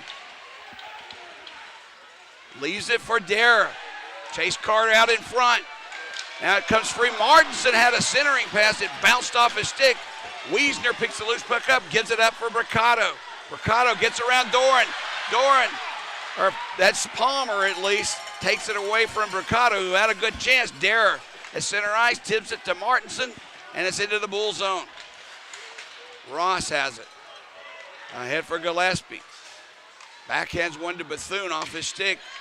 Picked up by Procopio, who's hit there by Rose. Loose puck. Picked up by Bethune along the near side. Bethune takes a shot. Hit the post. Penalty coming up. Ross sends it for Rose in front. Saves made or goes wide. Mike Davis will pick it up. Birmingham on the delayed penalty. Extra attacker on the ice. Mike Davis circles. Has it. Gives it up for Kolatarsi. For Davis Ross. Down low for Michael Gillespie. Gillespie along the far boards. Comes back to the blue line. Cycles it down low. Kolatarsi has it. Behind the goal line. Plays it around the boards for Davis Ross. Once again, Birmingham on a delayed penalty. Michael Gillespie takes the puck. Tries to get away from Nukovic. Can't do it. Nukovic pokes it away. And that'll do it for the delayed penalty. But Birmingham will go on really its first power play of the night. The first one was 9 seconds in length, as Tyler Piacentini really struggling to get off the ice. He's going to go back to the locker room, or at least in the hallway leading to it. Piacentini must have taken a shot or a stick off the ankle. He's in a lot of pain. Birmingham, technically their second power play of the night. The first lasted only 9 seconds. So unless something else is called, this will be our first shot and a glance at the Bulls power play. Here we go. Work it. Work it deep, boys. Get it up top. Get some shots. Crash the net. Puck drop loose in that face-off circle. Comes free for Gillespie. Rose sends it down low to Martin. Behind the goal line for Turchiev. Return for Martin. Procopio on him. He gives it to Rose. The shot goes wide. Gillespie has it. Backhands the pass for Turchiev. Turchiev, far side. Now it comes for Gillespie. Score! Michael Gillespie takes the pass in this near face-off circle. And the power play goal gives Birmingham a big and important 1-0 lead over Huntsville. And you talk about the importance of inserting a guy like Gillespie into the lineup. That is one thing right there where he is deadly, getting that puck to him low on the right-hand side. And it went from up top down to the left, top of the circle, across to Gillespie, and he made no mistake there. Absolutely wired it inside the top right corner of the net, rimmed around the top of the net. Excellent shot. Bulls up by 1. Barber will take this face-off down into the Bull zone. Still loose along the near boards. Turchiev fighting for it. Dara gets the shot off well behind the net and escapes the zone. 5:02. That's Gillespie's second goal in the playoffs from really his office, which amounts to that right wing circle. Barber has the puck taken away by the Bulls, and back comes Wiesner. Wiesner had McTavish, dropped it, wrong spot. Dara picks it up and clears. Turchiev will send it in. Dara has it again. Far side pass. Holland has it taken away. Chase Carter with a good check on him, and the puck comes free. Look out, Mike Davis, far side. Davis tries to get around Dara. He does, but the puck doesn't follow him. Loose along the far boards in the corner, picked up by Huntsville. Carter will try and keep it in, but it goes out of play. This one may be a penalty. unless they rule it was deflected. That pass to clear the zone went out of play, but I guess they're going to rule it was deflected by someone else as we have our first media timeout of the second period. The ref is saying it was deflected, and, you know, from up here, it's hard to see from up here. Hard to see from up here, but we saw it the other night. At least there was a conference from the referees and when it was the Bulls side down behind their net. No conference, we'll pull it out, but you know what? I'm okay with that because the effort that the Bulls have right now, you can see what that goal from Gillespie did on the power play. Now everybody has found that next gear, and we're back to playing what I believe is Bulls hockey. As I said earlier, second period seems to be the period Birmingham, at least in the playoffs, is at its best. That's our 7th goal of the second period during the playoffs. We're out shooting in the second period at least. Huntsville right now by a margin of 6-1. 13:59 to go here in the second period. A big, that first goal, Greg. Birmingham is like, I don't know, I don't want to say locked. That's not what I'm looking for. When Birmingham scores first, they've only lost 2 games. During the regular season, 28-2 when they score first. But this isn't the regular season. This is a different season. It's playoff time. But you can see what it did. Just picked up the energy of the entire team. Off the draw, Clark goes down. Loose puck there. Bethune has it. It's poked away from him. Huntsville clears as Bouchel sends it right back into the Bulls zone. Just not deep enough.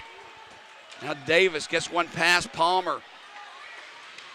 Donahue plays him, puck loose along the far boards, picked up by Bouchel, ahead for Fader at center ice. He gives one up for Clark. Carter back defensively, shot taken, steered aside by Lotz. Loose puck cleared.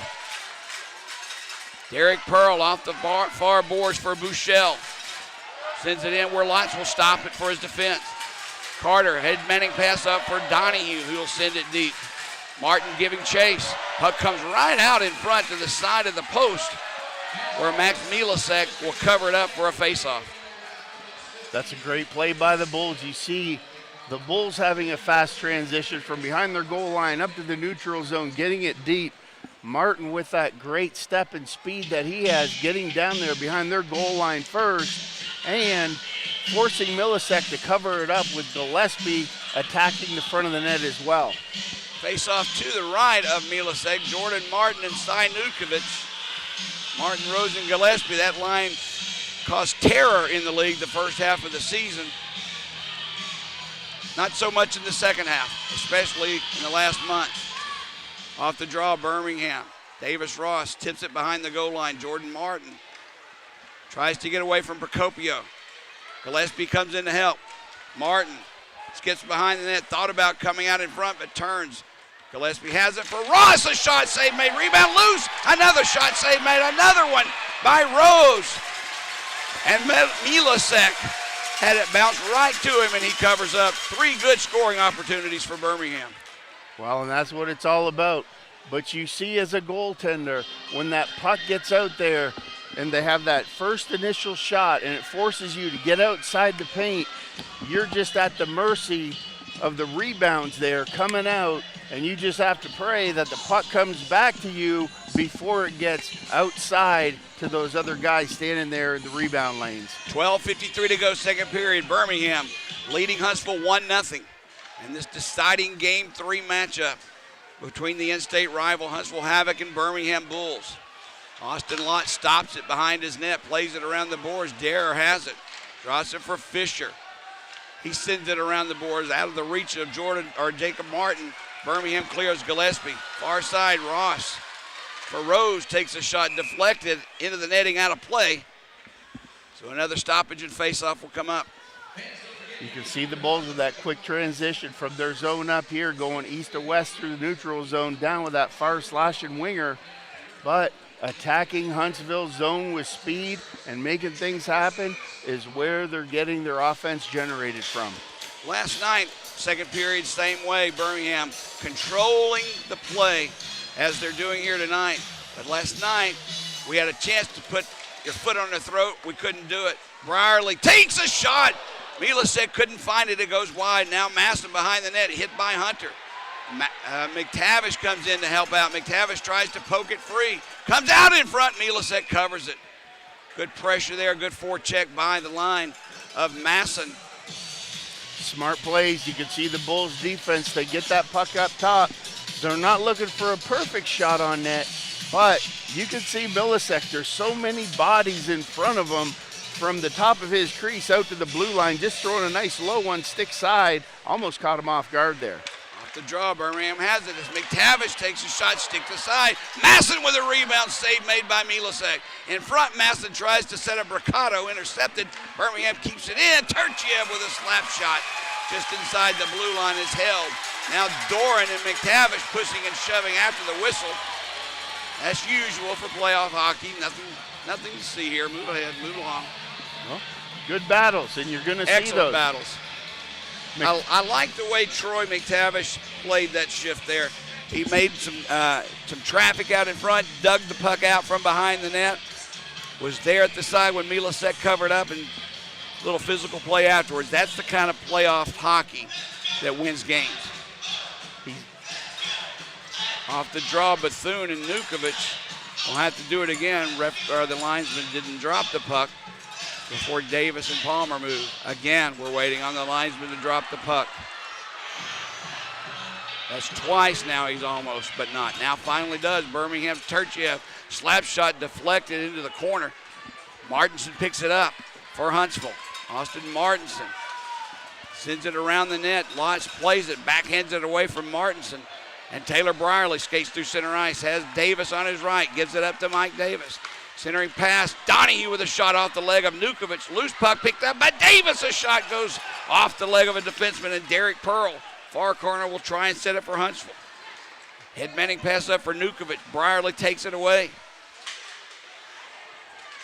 Now Donahue gets it out of the zone. Martinson fighting for the puck in front of his own net along with Donahue and Bethune. Puck comes free for the Bulls. Michael Gillespie.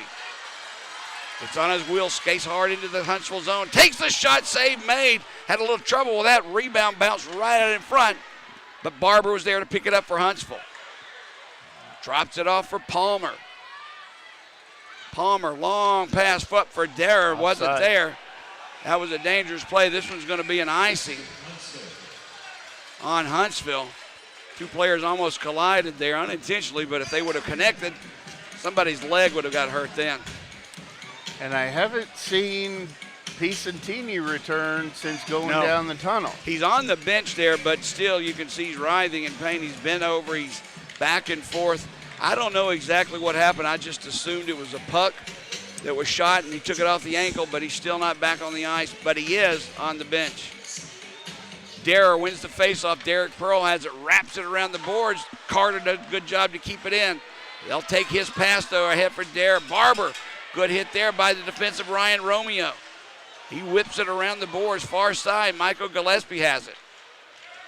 Return back over here in the corner for Romeo. Fader hits him. Loose puck picked up by Jordan Martin, who gives it up. At center ice, it's intercepted there by Rob Darragh. Tries to get it around Carter, couldn't do it. Jordan Martin takes it for Birmingham. Now it's loose, picked up by Huntsville, sent in, shot taken as Jordan Martin got in the way of, I believe that was Holland. Took a hit, but gave his body up. No scoring chance there for Huntsville.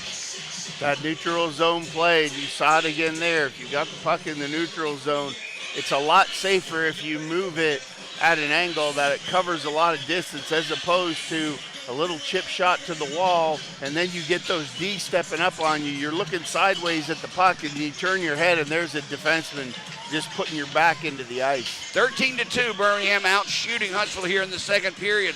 Off the draw, Huntsville gets a shot off Lotz, clear to the side. Ricardo will pick it up. Gives it up for Zach Masson. 3-on-2 if we hurry. It's Davis Ross for McTavish. Shot goes wide. 3-on-2 just goes wide. Procopio has it. He's hit by Maston. Along the near corner, puck being fought for there. McTavish comes in to help. Masson there. Procopio and Clark. Comes free around the far side. Kolatarski will keep it alive. He backhands one for McTavish. Kilcheski on him. McTavish still fighting for it. Puck comes free. Birmingham behind his net. That's Bricado. Curls away from Clark. Bricado didn't step out in front. Gives it up for Ross. Near side, Colatarsi. Off the boards. Played behind the net. Bethune and Procopio. Holland skates away for Fader of Huntsville. He tries to get into the Bull zone. Good play by Davis Ross. He gives it to Bethune. Bethune sends a high one in off the netting, so the faceoff will come out. Excellent play there by Davis Ross to give the Bulls another shot. Great job by Ross. He gets it up. Excellent play by Bethune. Puck in his feet, 2 or 3 whacks at it. Still kept pushing the pile forward towards that Huntsville line. Had McTavish screaming in on the far side, tried to get the puck over to him. Huntsville did a good job getting their stick in that passing lane, sent the puck up into the netting. But much, much better effort by the Bulls in this period. 9:17 to go as we're into our second media timeout of the period. Birmingham leading 1-0. Really taking it to Huntsville right now. Tyler Piacentini back on the ice his first shift since he struggled to get off the ice. Piacentini out on that line with Austin Martinson and Cy Nutkovic. If any offense is going to be generated from Huntsville, I have a feeling it's going to come from those 3 guys, Greg. Yeah, Huntsville definitely didn't have that jump, or Piacentini's also a guy in between whistles. He's in everybody's grill talking to him, trying to get something going, and that's definitely something that Huntsville didn't have while he was out. Still, though, we're just a 1-0 lead. As well as Birmingham played, we only have 1 goal to show for it. Behind the net, Austin Martinson drops it off behind him for Hunter. Puck picked up by Bethune. Can't get around 3 defenders. Goes down. Loose puck picked up by Hunter, and he'll send it to the far side. Davis intercepts. Bethune for Brierly. Wrist punch, goal! A harmless shot from just outside the face-off circle. If I'm not mistaken, bounced in off of Mike Davis or Bethune, but Brierly, smart play, takes the puck, sends it in on goal. Good things happen when you take shots on goal, Greg. Huge shot there by Brierly. Listen to the scouting report. Put it low in on net. It's coming in through traffic. It may have hit something, may not have, but he ripped it in. But you notice where Donahue was on that play. He's over right beside, right in front of Millisek, creating traffic. Great shot. Better effort by Mike Davis for taking a hit in the center slot to allow that play to open up. That's a 2-goal lead for Birmingham. That hasn't happened in the playoffs yet for Birmingham. Our first multiple goal lead. Along the near boards, Palmer plays it. Down low, Birmingham intercepts and clears. Now we got a player down for Huntsville. I believe that's Jacob Barber. I did not see an arm come up from the referee, so I don't think there's going to be a call here. But the whistle does go. And you can see, Jody, this second period for the Bulls is taking its toll on Huntsville. You're right. You can see their players. When we're finishing our checks and we're making plays, hitting them with pucks, it's taking the toll out of Huntsville, wearing them down, and you can see the same thing on Millisek. He doesn't have that jump that he had in the first 10 minutes of the first period. No. 16-2 right now. We're out shooting Huntsville for this period. 2-0. Bulls lead. Off the draw. Loose in the face-off circle. Picked up by the Havoc. Good play defensively by Ross. They'll force him to play the puck. Palmer just desperately trying to send one in. It's intercepted. Bulls clear. They'll send it deep. Bouncing puck right in on Milicic. Good idea. He's shaky. Might as well send everything you can for him now. Fader has it along the far boards. Gives it up for Pearl. Intercepted by Zach Masson for McTavish. Palmer back defensively. McTavish couldn't get around him. Good play there by Palmer. And a big check there by Bricado on Buechel. Loose puck now behind the net. Palmer will play it for Huntsville. 7:47 to go. Second period. Bulls leading 2-0. Bounced off the boards behind Lodge. Played by Turchiev. Long pass up for Donahue. Gives it to Bethune. Looks behind him, saw a trailer, gives it for Brierly, poked away by Procopio. Huntsville clears. Nice. This one's going to come down to the length of the ice, and icing will be the call on the Huntsville Havoc. Birmingham taking it to the Huntsville Havoc right now. And what you're seeing, Jody, is everybody is finding a way to contribute. And I don't care if you're not the fastest skater, find somebody to hit. If you're not the best scorer, make a great pass to somebody who can finish for you. And right now, that's what the Bulls are doing. Everybody's pulling the rope in the same direction, and this is playoff hockey. Nukovic and Bethune on the draw, won by the Bulls. Turchiev has it. Look out. Lazy pass to Brierly, picked off by Martinson. Breakaway shot, score. Just like that. As I just said, how well the defense were playing for Birmingham. Turchiev with a very, I'm just going to say it, dumb play. A lazy pass from one side of the rink to the other on the blue line, easily intercepted by Huntsville's best player in the playoffs. And he buries it home in what was a dominating period for Birmingham, up by 2. Now it's 2-1, and it doesn't matter what happened prior to this. This is a brand new hockey game. And what I like, after that goal was scored, Michael Gillespie came back out, rallying the boys up, saying, let's go, boys, keep it going, keep it going. Chase Carter tries to clear Dare, takes it away, drops it back. Holland for Dare, his shot goes wide, all the way down the length of the ice. This is going to put a little pep in the step of Huntsville, no doubt. A gift again. Every goal that Huntsville has scored in this series has been the result of a bad play defensively by Birmingham. Unbelievable. Procopio sends one into the Bull zone. Martin picks it up, tries to get it for McTavish, does. Kolcheski takes it away from him. As much as we dominated this second period, we need another goal. We need another goal to show for it. Far side, skated up by Doran. Doran lifts one into the Bull zone. He hit Mercado and knocked him down after he sent the puck in. Now it's fought for along the near boards. Hunter keeps it in, down low. Lodge plays it behind his net. Davis Ross clears it along the near boards.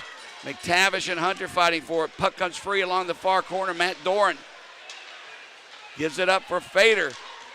Chase Carter knocks him off the play. Huntsville will keep the puck alive. Buchel takes a shot, just goes wide. Huntsville keeps the puck alive in the Bull zone. That one goal by one mistake has turned this game around. Huntsville looks like a different team. Along the near boards, Fader plays it behind the net. Clark and Chase Carter going after the puck. Carter goes down, loose puck, far face-off circle. Centering pass, Hunter takes a shot, goes high and wide. Puck behind the net, picked up by Martins, and now whistle goes. Net was knocked off its moorings, but Greg, look what one mistake by the Birmingham Bulls has done to this hockey game. And I tell you what, Jody, and I know I'm a former Bull, but Piacentini, after running into Lots, after giving him the stay down with his hand, if I'm a Birmingham Bull by the end of this, I want to make him pay for that. Well, before I get to that, and I agree with you, I have to get over that pass that cost the Bulls a goal. Complete control of this game. It was about to be going away, complete control. And a gift just changes the entire complexity of this game. Off the draw, Taylor Brierly has it behind his own net. Sends it near side for Mike Davis, who lifts one. Birmingham is even playing differently now.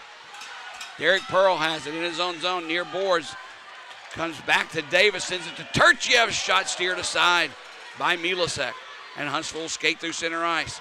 Piacentini with it. Turchiev back defensively. Piacentini, a wrist shot. Glove there by Austin Lotz. He holds on. Now Turchiev and Piacentini going after each other. The rest of the crew come in. Martin's entangled up along the far corner as well. Piacentini skates away. Smallest man on the ice, no doubt. But he's a disturber. There's a terminology that we use that starts with an S. He is that kind of a disturber. But just because he's the smallest guy on the ice doesn't give him the right to cross-check a guy in the chin like he did there in the corner and skate away from it like he thinks he's something. Sometimes you think you're more powerful than you are, and a weapon in your hand like a stick could probably do that. But a good punch, punch to the face. Here we go, Wiesner going after right in front of the bench of Huntsville. Now it's just inside the blue line. Everybody scatters over. Temper starting to flare. Nukovic there as well. Every player on the ice except for the goalies and Kyle Clark are involved in this. It's hard for us to see. Not only is it right in front of us, the block or the boards and the glass block our view, but the stands are full of people right in that area, and they're standing up. We can't see. Wiesner's definitely going to go off. He seems being escorted to the box. You would think another player from Huntsville would as well. I don't know. Right now, I just see Wiesner going in. All this happening at 14:42 of the second period of play. I like the thought behind what Wiesner did, but if he's the only one in the box, I don't like it. Well, no, but there's a time and a place, and the time and the place is not when. Wiesner 2 minutes for roughing at 14:42, and that's going to be it. Huntsville power play coming up. Not when the whistle is blown, the play is dead, and the guys are coming to the bench for the line change. No. That's not the time. You wait until you're out there, coming out on the shift, you line up for a draw, and then you take care of what you want to take care of. On top of that, Greg, the momentum definitely has switched over to Huntsville. They've cut the Birmingham lead from 2-0 to 2-1. Now we're actually skating and controlling this game, and you've given a little bit more fuel to the fire now by having to kill a penalty for 2 minutes. 5:18 left in this second. And in a period, I thought we could put them away. Well, we know this series has been too close, Jody, for anybody to put anybody away, and it's going to go right down to the wire here. The Bulls just need a big kill right here. Kolcheski will slap one into the Bull zone, wraps around the boards. Ryan Romeo can't get it out. Fisher pinching in to keep it alive for Nukovic. Kolcheski has it. Draws it for Nukovic. Down low, Piacentini has it. Back at the point, Kolcheski, far side, Derrer. They're just scoping it out, down low, off the boards.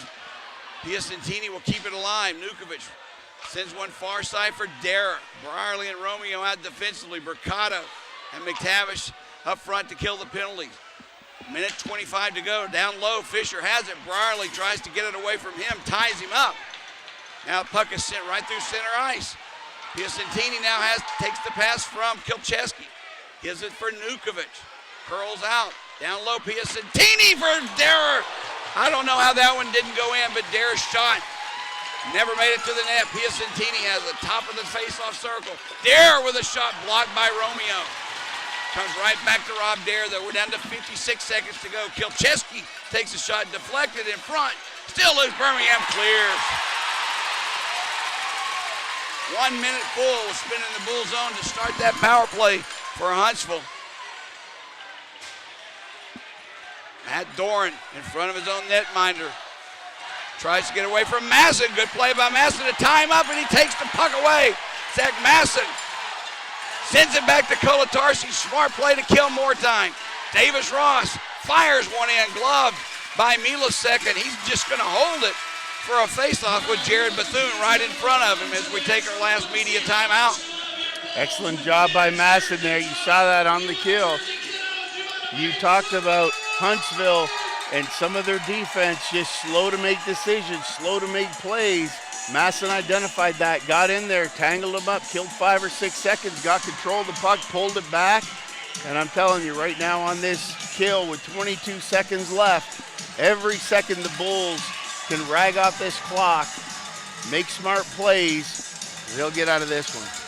I'm still hung up on the giveaway end, the offensive zone by Turchev. So many different options, Greg, that he had that you could send that puck to. And the option chosen was a very slow, turtle-like pass across ice where their leading scorer was just waiting to intercept it and skate in alone on a breakaway. Every play you make, everything you do, every stride you take has to be with purpose. Think. How about we think? I'm not picking on him. I'm just telling you what happened. We need to win this game, not worry about being nice to each other right now. Exactly. Off the draw, we're down to 20 seconds remaining on the power play for Huntsville as Doran skates through center ice. He'll send one in deep off the glass. Lotz plays it. Off the boards, kept alive by Doran. Centering pass, no one there, but it comes to Barber just inside the blue line. He'll skate down low. Drops it back for Doran. Birmingham tried to kill a penalty. Puck is loose, score. Unbelievable. Shot taken from the point. Austin Lotz couldn't control it. It dropped down. Huntsville converts, buries it. And what was going to be a period that wins it for Birmingham. And now all of a sudden with 3:16 to go in the second period, we're knotted up at 2. Greg, you're going to have to pull me out of this one because I'm not a happy guy right now. Jody, nothing has changed. It's been the same thing from the first drop of the puck, game 1. Huntsville's going to capitalize on mistakes that you make. Birmingham's made 2. It's a 2-2 game. Hit the reset button. Let's win this thing. I'm tired of hitting the reset button. I want to hit the control button. Off the draw, Piacentini has it, far boards. Piacentini curls around, gets away from Ross. Procopio has it. In front, deflected by Martin, loose puck. Piacentini down, Lotz is down as well. Puck still loose. Picked up by Martinson. Kilcheski, shot goes wide. Holy cow. Now Rose had a chance at it, couldn't get it as Kilcheski keeps it away from him. Martinson will come back at center ice to pick it up. Ahead for Piacentini. Davis Ross keeps him from cutting to the net. Nukovic has it. Backhands one for Piacentini behind the net. Piacentini has it. Curls around the slot, drops it back for Pearl. He gives it to Clark. Penalty coming up on the Bulls. Clark takes a shot, goes wide. Rose and Piacentini go in after it. And it's finally touched up. Bulls are going to get a penalty again. This one, I believe, is going to go to Joey Colatarsi. He's questioning the call. But how in the world did we get to this point? A little bit of a cross check by Colatarsi. And you see Huntsville doing what they do. Moving that puck around, cycling it low, cycling it high, moving it all around all 4 corners of the rink. Cross-checking on Colatarsi gives Huntsville their 4th power play of the night. He just got a little bit too aggressive there in the slot, blocking out the... One play, Greg. One play changed this entire hockey game, and now we're fighting to not give the lead up. Off the draw, Huntsville on the power play. Nukovic has it. Sends it back for Kilcheski. Returned behind the net. Piacentini has it. For Dara, down low, return for Piacentini to Nukovic. Huntsville controlling the play. Kilcheski facing, gets it to Dara. His shot save, rebound. Fisher had it. Couldn't get the shot off, sends it back to Dara. Far face-off circle. For Kilcheski, slap shot taken, save made, rebound loose in front. Fisher had a whack at it, goes wide. Birmingham clears. Kilcheski catches up with the puck before Bricado could get there, who's calling for a line change to penalty killers now as Kilcheski skates away. Zach Masson waiting for him. Kilcheski backhands one high. Into the corner, Fisher and Brierly going after it. As does Piacentini and Bethune and Turchev. Puck being fought for. One Birmingham defender in front of the net. One Huntsville Havoc man at the blue line. As that puck escapes the glass, goes into the cloud, out of play, or into the crowd and out of play. 1 minute to go on the penalty to Colatarsi. 1:13 to go in the period. Even the crowd is shocked right now, Greg. Well, I'm going to focus on a positive here. You do that. Even though Birmingham is on the kill, we talked about what it takes to have a good kill, and they did a great job right there being aggressive on that kill, getting 2 and 3 guys involved and coming up with that puck while still being aware of where the other guys were on the Huntsville team. Huntsville on the power play. Face-off in the Bull zone. Loose puck in the face-off circle. Clark tries to set up the blue line, but he clears the zone himself. Martinson has it, drops it back for Doran. We're down to 45 seconds remaining on this Huntsville power play. Zach Masson doing some forechecking. Loses his stick. He'll pick it up Fader skates through center ice, brings it into the Bull zone. Fader can't get it deep. Puck comes free to Doran, far side Nukovic. Takes a shot, deflected in front by the Bulls, and we clear.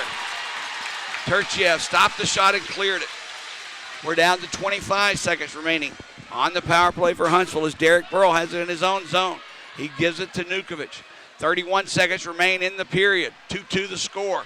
Unbelievably, but 2-2 the score. Nukovic brings it in front. Fader back in. Save made by Austin Lotz. Rebound comes to Carson Rose, and he skates through center ice. Procopio back defensively. Rose with a backhander goes wide. 10 seconds to go in the period. Birmingham has killed the penalty. We're at full and equal strength as Josh Fader brings it in. Hit there by Chase Carter. Causes the turnover down behind the net. Bethune playing it along with Piacentini. And that's going to do it, at least time-wise, for action here tonight in the second period of play. And I am just without words at this point to describe what I've just seen here in the second period. Birmingham well in control of this game. Wasn't even close. Up 2-0. Could have been 2-3 more goals. And we were well on our way to at least getting the third. And all of a sudden, a reversion back to what we've seen out of our defensive play for the last 4 games. Strikes again in a slow, lazy pass across ice, results in an interception, breakaway, and a goal. And then a power play and another goal. And Greg, it's 2-2 with 20 minutes to go. It might be 2-2. But, Jody, what I like about the Bulls, even in those last dying seconds, is they aren't backing down. They are finishing checks. They're doing their stuff that they need to, taking care of their own zone. Like I said, outside of 2 errors, the Bulls carried that period. We got a third period coming up. If I'm the Bulls, I'm going in that locker room. I'm going to point out the couple of things that we did that we need to correct. And they're simple things, right? How do you point out a mistake like that, Greg? I know I'm probably getting on your nerves right now, but how do you turn that into a positive? Come on. You don't turn it into a positive because you can't, but you turn it into a teaching moment and you say, guys, there's 20 minutes left. 20 minutes left in this game, and you have to be intentional about every pass, every shot, everything that you do on the ice has to be with purpose. And that's what you bring home. You can't change anything that happened in the second. You dominated the play. You outshot them for the most part, except probably in the last 5 minutes. But you got to play smart. You got to play hard. And outside of, Wiesner coming out there and trying to do something, not the time and place, but that's a mental error, just like the pass across the blue line was a mental error. You're 3 games in 3 days. It's not going to be pretty on either team. Both teams, there's some guys on Huntsville that have done worse things. So what I'm saying, at this point, none of it matters. Game 1 doesn't matter. Game 2 doesn't matter. The second period that just happened doesn't matter. You've got to come out right now, bring your A game, and go in and take this thing home. What concerns me the most about that, and I understand what you're saying, is now all of a sudden Birmingham's players, and we talked about their youth and inexperience, see what one bad play can do for an entire game, and in this case, an entire season. At that point, I'm afraid they're going to start gripping their sticks so tightly that sawdust comes off of it. On top of that, will not do anything that in their minds takes a chance. I don't know what that's going to do to the mental aspect of Birmingham's game, seeing what happened because of one mistake. Well, and that's kind of the point that I was making, is I didn't see that happening down the stretch in the last 25 seconds of that period. The guys are still firing on all cylinders. And like I said, you know what? It's a team sport. If one guy has a mess up, somebody's got to be there to pick him up. And right now, that's exactly what you got to do. You got to pick him up. You got to say, hey, let's go. And everybody, you pull the rope, and away you go. And we got the third period of hockey, just like I figured it would be. I figured it'd either be tied or a 1-goal game either way. So here we are. Same score, same situation we were in last night. 2-2. Okay, you know what?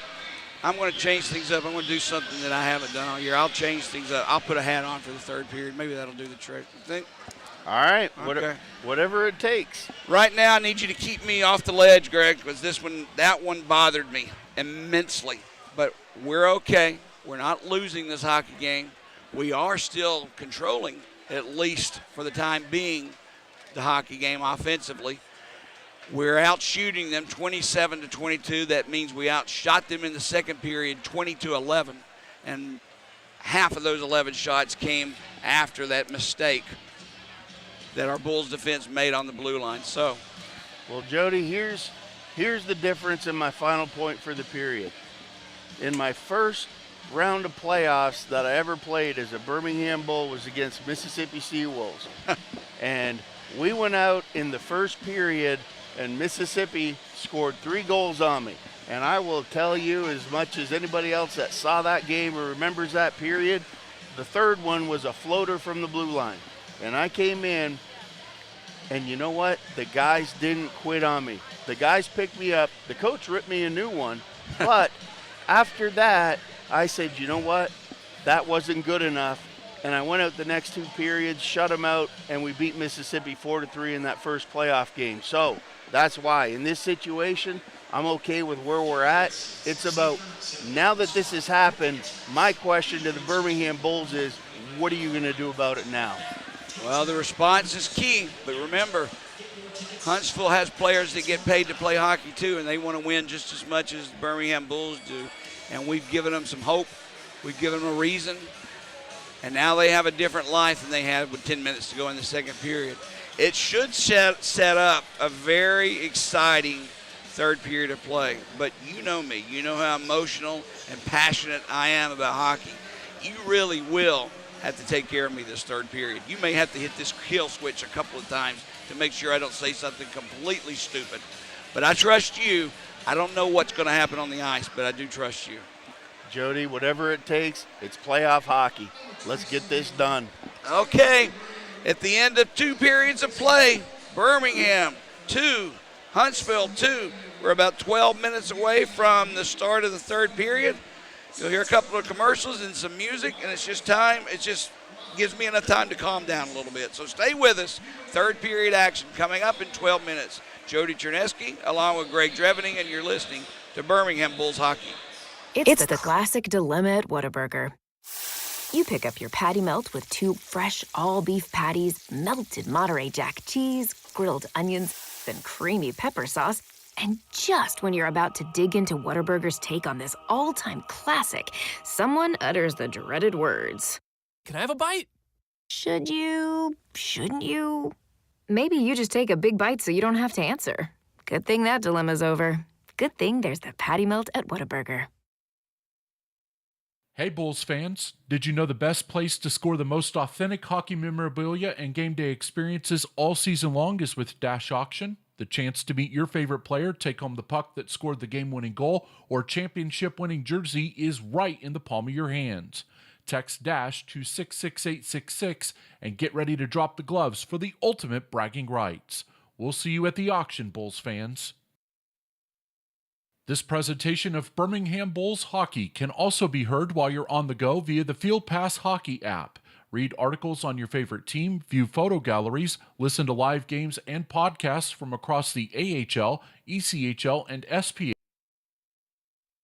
This presentation of Birmingham Bulls hockey can also be heard while you're on the go via the Field Pass Hockey app. Read articles on your favorite team, view photo galleries, listen to live games and podcasts from across the AHL, ECHL, and SPHL by downloading the app, now available in the Google Play and Apple App Stores. This is a shout out to the professional tailgaters, game day grillers, and potluck pros. Whether you bake it, smoke it, stack it, or melt it, there's nothing more important than how you cook up your team spirit while serving it with an ice-cold Coca-Cola, Coke Zero Sugar, or Coke Life. We may not all agree on the best game day foods, but when you serve your meals with a Coke, you know you've got yourself a winner. Enjoy an ice-cold Coca-Cola at the Birmingham Bulls game. Coca-Cola, taste the feeling.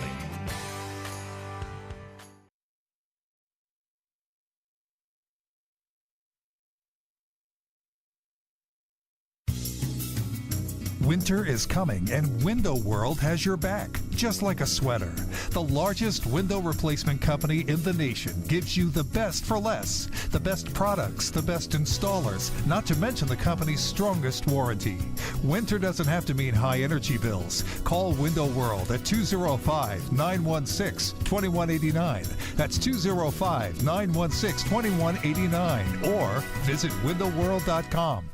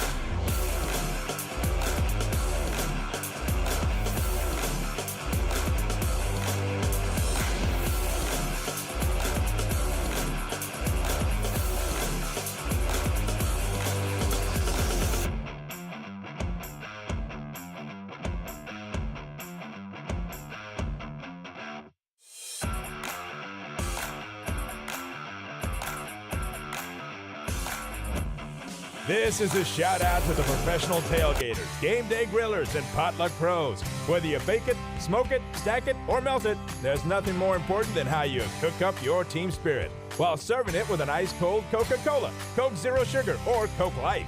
We may not all agree on the best game day food, but when you serve your meals with a Coke, you know you've got yourself a winner. Enjoy an ice-cold Coca-Cola at the Birmingham Bulls game. Coca-Cola, taste the feeling. Hey Bulls fans, did you know the best place to score the most authentic hockey memorabilia and game day experiences all season long is with Dash Auction? The chance to meet your favorite player, take home the puck that scored the game-winning goal, or championship-winning jersey is right in the palm of your hands. Text DASH to 66866 and get ready to drop the gloves for the ultimate bragging rights. We'll see you at the auction, Bulls fans.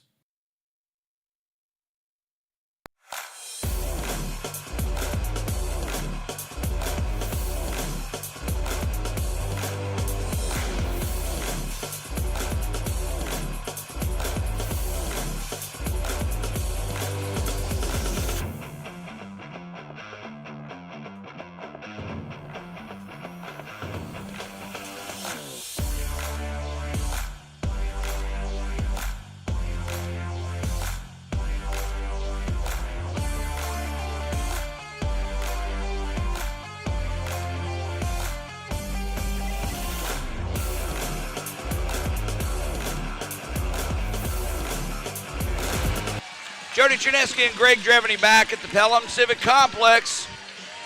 It boils down to this, 20 minutes of hockey. We're all even at 2-2. Inexplicably, no reason for being tied at 2-2, but that's where we are. We're tied at 2-2. Birmingham outshooting Huntsville 27-22. Outshot Huntsville in the second period, 22-11. Well in control of the game. One bad errant pass.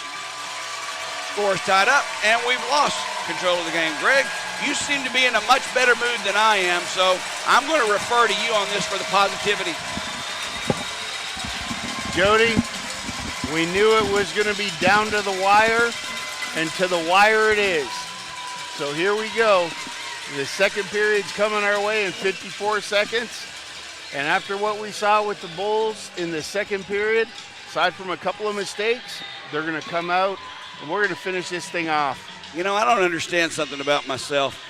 We joined this crew. We started doing a broadcast in November, so we weren't here for the entire season. We missed the month of October. I haven't done anything outside of showing up for games here and on the road with the Bulls, but yet I feel so vested that I feel angry when things go wrong, happy when things go right. I shouldn't be this emotional about it, but doggone it, I want to win this game. I want to go to the finals. Jody, what you're talking about is the reason why that we're here. That after 30 years, we're sitting up here in a broadcast booth calling this game because we're part of the Bulls family. And at the end of the day, what you're feeling is called passion. So for everybody out there, new fan, old fan, wherever you're at, this is it. And the semifinals comes down to this face-off right here, starting the third period. All right, we're underway. Loser goes home. Winner will face Roanoke in the finals.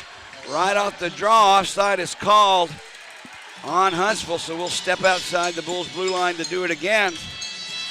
On at least to start the third period, McTavish, Masson, and Mercado out with Brierly and Turchiev. Buchel, Clark, Fader, Kilcheski, and Procopio for Huntsville. Puck drop. Procopio has it. Couldn't get it past McTavish. Good play for him. He was just trying to dump the puck deep. McTavish broke it up. Birmingham's Turchiev ahead for Masson. He tries to get it in the zone, and that's deflected and back to center ice. Taylor Brierly has it. Goes into the far corner. Masson picks it up, sends one completely across the ice, bounces off the glass. Donahue keeps it alive. Far boards, he'll go in after it. And a whistle blows. And the referee yelling something. Is the net off its moorings again? Yeah, he stopped play. Didn't know why at first, but now I see the net is off its moorings, so the faceoff will come into the Huntsville, or stay in the Huntsville zone. That may be a break for Birmingham. Yeah, interesting. We didn't even see No. There wasn't even a Birmingham player near the net. He must have knocked it off himself, backing up into the goal. off of a bad angle shot, but that's the second time that goal's been knocked off its moorings. I don't know if they're having trouble with it or not, but face-off in the Huntsville zone. Jared Bethune, Rob Derrer. Off the draw, controlled by Huntsville. Sam Hunter hit there by Davis, goes down. The loose puck is picked up by Doran. He'll send it to center ice. Donahue had a chance to send it in, couldn't do it. It was deflected off of a Huntsville player, and the whistle blows. Face-off will come at center ice. Greg, what was the whistle for? I didn't see. I still don't understand. I don't know if it hit somebody in the hit someone on the bench? Yeah, they'll bring it out here to center. Hunter takes the puck, wraps one off the glass, doesn't get deep, so Derrer picks the loose puck up and sends it behind for Lotz. Chase Carter backhands one off the boards. Derrer will try and keep it alive and does. Now Bethune and Fisher fighting for it behind the net. Puck comes free for Barber. Romeo goes down. Matt Doran had it momentarily. Birmingham takes it away as Brian Romeo for Donahue. Donahue gets around the defense behind the net. Has Bethune out in front. Sends one for Gillespie. His slap shot goes wide. Rebound picked up by Doran at his own blue line. Waits for some help. Gives it for Derek. Picked off by Rose. Sam Hunter takes it away from him, but it comes to Gillespie. Far boards. He takes a shot. Harmless one right in on Milasek. Hits the logo of his jersey, and he holds it for a face-off. And just jumping back to that first shift, the last shift that just happened before this one with Mike Davis hitting Hunter in the corner, that's going to be the key in this first 10 minutes, is finishing as many checks as you can. We mentioned it before, third game in 3 nights. Every opportunity you get to take something out of the other team, that's what this is going to come down to. Interesting line matchup. Both teams leading, or really most dangerous line. Nukovic, Martinson. Out for Huntsville. Birmingham's Gillespie, Martin, and Rose out as an icing is going to be called on the Bulls. Piacentini, Martinson, Nukovic for Huntsville against the Gillespie line. Well, in that time there, Cole Tarchi did the thing, got the puck behind the net, kept his feet moving. He looked on the wing. It was just a Huntsville player, and he looked behind him and a Huntsville defender on the blue line. He did the right thing there. He's like, hey, I don't have a play, and he iced the puck. Jordan Martin with Cy Nukovic to the right of Austin Lodge. Puck is dropped. Martinson picks it up, plays it behind the net. Piacentini giving chase, catches that with it first. Now it's loose along the near half wall. Comes free for Martin. Backhands one off the glass, but not out. Nukovic keeps it in. Martinson a shot, save, may rebound, loose in front. Still loose, picked up by Martinson. He'll skate to the near boards. Pearl has it. He sends one low. Right in front, that puck I thought was going in, but it trickles wide, and Birmingham clears. Kolatarski has it. 17:40 remaining here in this third period. He tries to set up for Mercado, well out of his reach. Huntsville clears. Now McTavish deflects one in. Kilcheski and Mercado giving chase. Behind the goal line is play. Procopio. Forecheck there by Mercado. Still loose. McTavish picks it up. Gives it to Mercado. Can't get away from Procopio, but he sends the puck out. Blue line. Turchiev to Brierly, who sends one in deep. McTavish goes down. Puck still loose behind the net. Mercado and McTavish doing a lot of work behind the net. It comes free for McTavish, or Masson that is. Shot taken. Rebound comes near side. McTavish goes down. Loose puck. Far boards picked up by Fader. Long pass ahead for Buechel. Taken away there as it was just off the mark. Lotz clears it himself. Birmingham's Donahue has it. Can't get around Hunter. In the Huntsville zone, played by Hunter as he skates away through center ice. Gives it up for Holland. Gavin Holland takes the shot off the side of the net. Puck comes free to the near corner, ahead for Donahue. Donahue off the stick of Turchiev. He couldn't control the pass. Huntsville takes it away. In his own zone, Hunter gives it up for Derrer. Ahead for Holland, taken away by Turchiev. And Darrows takes the loose puck, sends it right back in. Lotz leaves it for Brierly. Far side for Turchiev. He can't clear it. Puck kept alive. Brierly will. Ahead to Donahue. Derek Pearl back defensively. Donahue ridden off the play by Pearl. Both go down. Now loose puck along the boards. Bethune centered one. No one was there for Birmingham. And the puck is cleared into center ice. Birmingham will make a change. Ryan Romeo brings it back in through the slot, takes the shot, deflected by Palmer, and that one goes out of play, so a faceoff will come in the Huntsville zone. Good job there by Romeo identifying the split between the D there at Huntsville.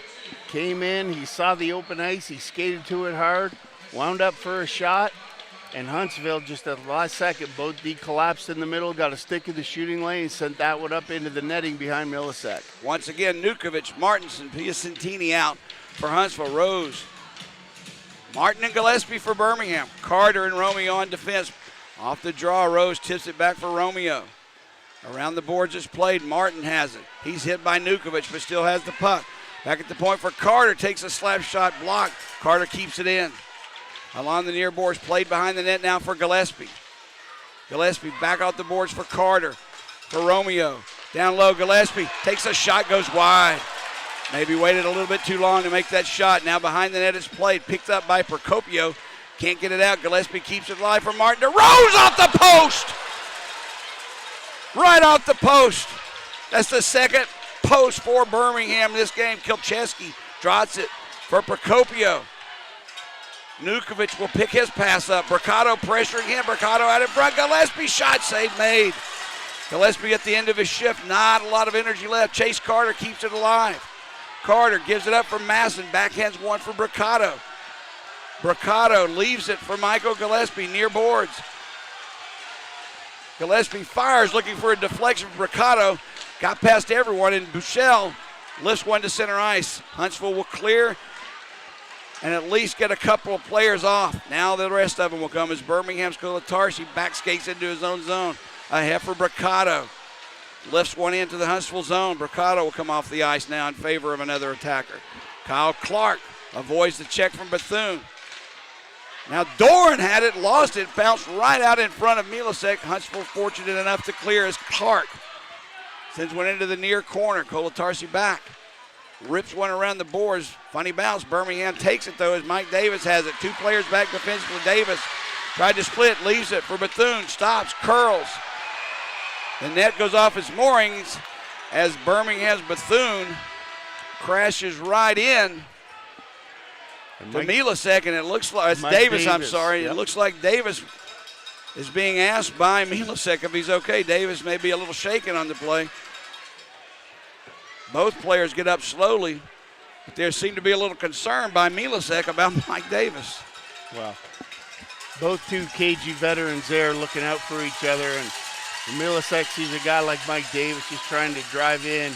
Took both D to take him down, and then once he was down, he actually dished the puck off to Bethune on the right side. Bethune circled around looking for somebody to give it to, but Davis was already careened forward into Milasek back into the net. That's the second time Mike Davis has been able to get between the Huntsville defense and make a play. This time, instead of the shot, he dropped it back, but couldn't stop before he crashed into Milasek. So, well, you talked about throughout the year how important Mike Davis is to this team, and wearing that C on his jersey, and you see him out there tonight, whatever he's got, anything he's got left in the tank, you're going to see it this period out of him. Look for him to lead the charge here for the Bulls. We're just underway, 13:51 to go here in the third. Have you seen anything differently, Greg, that we saw from Birmingham in the second, or are you seeing more cautious play? Nope, I see the Bulls playing Bulls hockey and doing what they're supposed to do. So far, so good. Huntsville, they're playing the safe game. They're not taking any chances. They're gaining the red line. Well, they don't have to. They've been able to rely on mistakes by Birmingham up to this point for their goals, and I believe that's what their strategy is. Wait for a Bull mistake. Off the draw, Brierly. Down low is play for Donahue. Gets away from Palmer. Donahue takes a shot, save made, rebound. It was a fat one, but it goes to the corner. Bethune has it. Turns, fires, hit a stick that was broken and lying on the ice, and it bounces back to center ice where Brierly will take it for the Bulls. Brierly return pass from Turchiev, gives it right back to Turchiev. Ahead for Donahue, tips it into the zone. Bethune and Palmer giving chase. Palmer catches up with it, leaves it for Bouchel. Skates away from Bethune. Good play there by Romeo to tap it right back in to the Huntsville zone. Buchel plays it. Tries to gain the zone of Birmingham. It's taken away. Now Birmingham can't touch it. It was knocked down by a high stick. As soon as they touch it, the whistle blows, and a face-off now will come back at center ice. And once again, I don't get that, what Huntsville's defenseman is doing there, waiting for Birmingham to touch the puck, because the first guy skated by him, the second guy came in, so you had two guys caught right there. Why not tap that puck to the other guy and go up north on the other side? Jordan Martin, Rob Dare on the draw at center ice. Puck is dropped loose in the face-off circle. Chase Carter takes it, gives it to Gillespie, who backhands it in. Right in on Milasek. He holds it, covers it up with Martin and Rose bearing on him. Kind of surprised he didn't play it there into the corner. Well, one of those things where Huntsville, they're just slowing the game down. Yeah. Waiting. And right now, this is turning into, I don't know if you've ever played rugby. I played a little bit in high school, and rugby is about territory.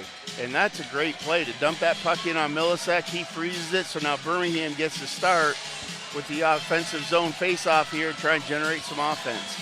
Let's draw this one back to Rose or Turchiev and let them rip one right off the draw. Puck is dropped, but not fairly, so they'll do it again.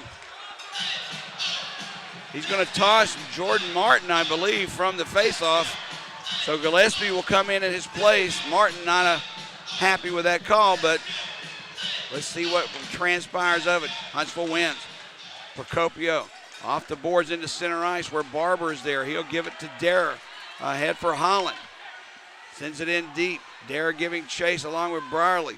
Hooks him off the play. No call. Holland picks the loose puck up, runs into his own man, and here comes Gillespie. 3-on-2 if we hurry.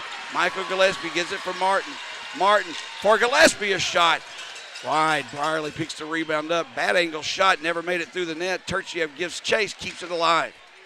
He'll send it deep where Martin has it there. Hunter on him. Loose puck. Near corner. Rose comes in to fight for it. Martin and Hunter too. Puck comes free from Martin. A shot off the leg of Procopio. That stung as he's hurting right now. He'll come back to the bench. Turchiev gives it to Romeo. Romeo ahead for Braccato. Stefan Braccato gets past Piacentini. Still has it. Spin away. In front. Here's Romeo. A shot. Save made. Rebound. Score! Stefan Braccato with an excellent play to keep the puck in the zone. Spins, turns away from two defenders. And that effort, that relentless pursuit of the net pays off as the shot was taken. The bounce came right to him, and he had an open net to bury it. Birmingham with a huge goal here in the third period, now lead 3-2. And we talked about the importance of where you're putting the pucks on Milasek. Romeo made no mistake, shooting for the low corner, rebound straight to Braccato, and he just buried it right in the open cage. Braccato with the goal at 8:10 of the third period. Wiesner and Romeo on the assist. 8:10 the time of the goal, giving Birmingham a 3-2 lead. Can we please build on this without giving the puck away first? Martinson takes a high check there by Romeo, costs the puck up. Chase Carter lifts it, clears the zone. In his own zone now, played by Derek Pearl. Cross-ice pass intercepted by Carter. Tries to set up Wiesner. Poked away from him, but Wiesner sends it in deep. Mason Palmer has it. Ahead for Martinson. We're going to get a big dose of Martinson, Nukovic, and Piacentini the rest of the way. Puck comes free to the near boards, cleared by the Bulls, and Martinson will pick it up. Now Procopio gives it to Nukovic, taps it into the Bulls zone. Davis Ross. Ahead to this far board. Kilcheski with a shot blocker save made by Lodge. Played by Procopio. Behind the net. Still has control of the puck. Looking for a place to go. Gives one up for Fader. Is taken away from him as Bethune wraps one off the glass and down the ice. This one's going to be an icing as Buchel thought, no, they're going to wave the icing off. Kilcheski now has it behind the net. 10 minutes, 40 seconds remain in this hockey game. Birmingham with a third period goal lead by a score of 3-2 off the stick of Stefan Braccato. Now Buchel has it, brings it into the Bull zone. Lotz will come out of his net and stop it, play it around for Rose. Comes free to the blue line and out. Procopio has it. Fader keeps it, brings it into the Bull zone. Taylor Brierly on him. He has to just send it around the boards. Now Hunter gets it for Dare. Rob Dare behind the net for Fader. Has Jacob Barber there. Face-off circle shot. Austin Lusk gets that glove on it, whips it out of the air and holds on. That shot looked a little tougher than, well, that shot was tougher than it looked. Well, anytime any Huntsville player gets a shot from below the dots, it's a good scoring opportunity. And Austin Lusk made no mistake there. Tracked the puck right from behind the net off to the left side, came out. That's a huge glove save for the Bulls. All right. Faced off to the right of Austin Lutz. 10:07 to go here in the third period. Bulls with a 3-2 lead. Chase Carter off the draw, takes it, just lifts it harmlessly down the ice to clear the zone. Doran gives it up for Rob Dare, who'll skate quickly through center ice. Lifts it in, played behind the net by Chase Carter. Tries to set it up for McTavish. Bricado will pick it up and he'll skate away. Third period goal scorer Stephen Bricado takes the feed from Wiesner, couldn't control it. Now hit there by Doran, loose puck along the near boards, played by McTavish. Behind the net, Bricado fighting hard, comes up with the puck. Off the boards for Davis Ross. Ross sends one deflected, almost in. Goal light came on, but the puck did not go in the net. Played now at center ice by Wiesner. Kulatarsi has it. Drops it for Davis Ross. Kulatarsi looked unsure of himself as that puck is lifted into the air. Jared Bethune picks it up, tries to get away from Piacentini, so he backhands one in the zone. Derek Pearl behind his own net, watched by Mike Davis. Still with the puck behind his own net. 8:58 to go, 9 minutes that is in the third period. Nukovic skates away. Sends one deep. Lotz again plays it as he's been doing the entire period. Around the near side, Nukovic keeps it alive. Sends a bad angle shot, steered aside. Now the shot from the other side. Steered aside by Lotz. Turchiev with a good play, pokes it away and clears, but not out. Nukovic now has it, far boards. Behind the net is played for Piacentini. Turchiev intercepts and sends it out of the zone. Line change for the Bulls. Palmer has it for Huntsville, sends it into the zone deep. This time when Lotz lets it go, played by Turchiev. For Martin. Martin had it taken away from him by Fader. They're going to rule he came outside the zone, and an offside is called on Huntsville. Greg, you're shaking your head. I just don't like those soft chips up the wall. Coming around, you see what the Bulls are doing there with Huntsville attacking the strong side with speed. They're rimming it hard around the right side. When those wingers get the puck, you don't just have a soft chip to come out and just try and get it into the zone. You have to turn around. You have to rip that thing off like it's your last shot you're ever taking in your life. Wasn't a soft, slow, weak pass the reason that we're in the position we are now? I can't up 2-0. I can't remember. I cleared the mechanism. That's why I was a goalie for 30 years, Jody. I mean, you're gifted. I can't forget things. That's why I have an ex-wife. You can't. You got to move on from it. You got to clear the mechanism. Same thing as a baseball pitcher. You don't worry about your last pitch thrown. You worry about what your next one's going to be. 8:12. 8:12 showing on the clock remaining in the third period as we're in a media timeout. We'll have one more after the 5-minute mark at some point. First stoppage after the 5-minute mark. This faceoff will come outside the Bulls' blue line. Jordan Martin, Kyle Clark. Clark, Fader, and Buchel. Out for Huntsville, Rose, Martin, and Gillespie for Birmingham. As Kilcheski sends one in, a bouncer gloved by Lotz, who drops it for Chase Carter. Ahead for Carson Rose. Far side pass intercepted by Procopio and sent back into the Bull zone. Ryan Romeo quickly in after it. Hit there by Fader. Loose puck underneath their skates. Buchel rips one around the boards. Procopio slow to get over. I don't know if that means he is just slow or if he's running out of steam, but he was too slow to keep it inside the Bull zone. Sam Hunter will play it behind his own net. 7 minutes, 30 seconds remaining in the third period. Birmingham 3, Huntsville 2. Holland has it taken away by Bricado.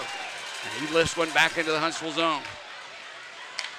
Birmingham stacking up the neutralizes. Procopio gains the red line, sends it in. There's Holland, has it taken away. Bricado lost it, kept in by Hunter at the point. Hunter takes the shot, deflected in front, loose. That shot by Holland, saved by Lotz. It's laid there. Birmingham clears. Now Sam Hunter has it. 7 minutes to go. Ahead for Barber. There's a penalty coming up. This one's going to be too many men on the ice on Birmingham. They're out there with 6 skaters flying around like it's the ice capades right now. I tell you what, Stefan Bricado may have just had his best defensive shift of the year.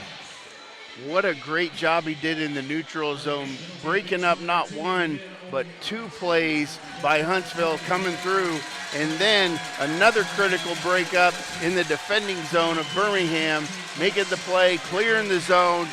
Good job by Bricado there. Good point, and I agree with you 100%. The too many men on the ice. But late in the third period of an elimination game, you get caught for too many men on the ice. How can I not get angry, Greg? You know what? You just gotta believe, Jody.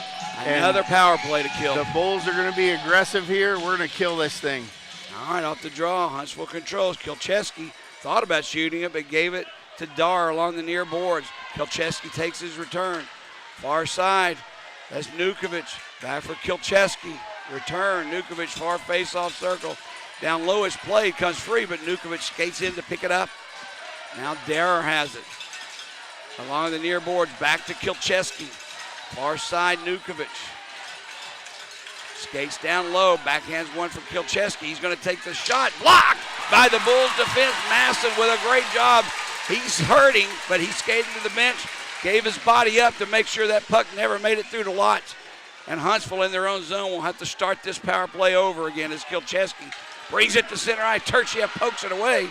Comes free for Fisher.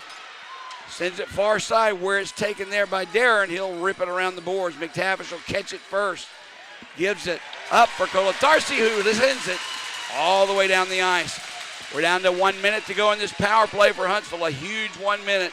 5:46 to go in the third period. Birmingham 3, Huntsville 2. Doran ahead for Fader. He sends it around the boards. Lott stops it. Plays it around near side. Martinson keeps it alive. Huntsville in the bull zone along the near boards. Just outside the face-off circle. Puck comes free. Doran keeps it alive. Far side, Barber. There's Fader in the slot. Save made by Lotz as Fader was all alone. He didn't get a lot on it, but Lotz saw it the entire way, and he holds it for the face-off. And I tell you what, Jody, you talk about Austin Lotz, not just on his saves, but how important it is to have a guy like that between the pipes for you that could get out there on those dumps with Huntsville trying to get the puck deep, get it around. They're trying to send the guy to the far side. Lotz is cutting those off and doing a great job shooting them up the wall. Now off the draw, puck was sent just wide of Austin Lotz. I'm not sure if that was by design or not, but now it's loose along the near boards. Kilcheski, far side pass for Nukovic. Drops it back for Kilcheski. We're down to 10 seconds to go in the power play. Nukovic has it. Spins away from Bethune. Down low it's played for Piacentini. Back at the point for Kilcheski. Down low, Darris shot goes wide. Lotz may have got a piece of it, and it clears the zone. And that's going to do it for the power play for Huntsville. Birmingham's back on the ice. Gillespie serving that penalty for too many men on the ice. Comes back on, and Birmingham back to 5-on-5 hockey. 4 minutes, 30 seconds remaining here in the third period. Leading 3-2 over Huntsville. It's played in the near corner. Turchiev has the puck. Safely lifts one into center ice. Pearl will have to go back and get it. Now we wait on a Huntsville mistake. Brierly gets it away from Clark. Taken by Martin, sent in behind the net where it's played by Milasek to Procopio for Fader. Ahead looking for Bouchel out of his reach. Chase Carter is going to go in after it, touch it up. And icing will be the call on Huntsville with our last media timeout taking place right now. 4:05 remaining in the third period. I hesitate to say game because I'm a Toronto Maple Leaf fan. Bad things happen to us. I tell you what, Jody, what I like about the Bulls in that kill, maintaining that stance of what we talked about, one of the keys to success was staying aggressive, keeping pressure on Huntsville, not giving them time to cycle, make the plays that they want to make, get guys in the open. The Bulls are doing a great job still attacking Huntsville. And if I'm Craig Simchuk down there on the bench, I'm going to tell my boys, do not change a thing. I don't know. Keep doing what you're doing. When you say attack, I hope you're not including your defensemen in that attack. Let your forwards do their forechecking. That's fine. Well, but I want my defensemen making sure nobody's behind them. Yes, for all the true hockey people out there who understand F1, that's his job.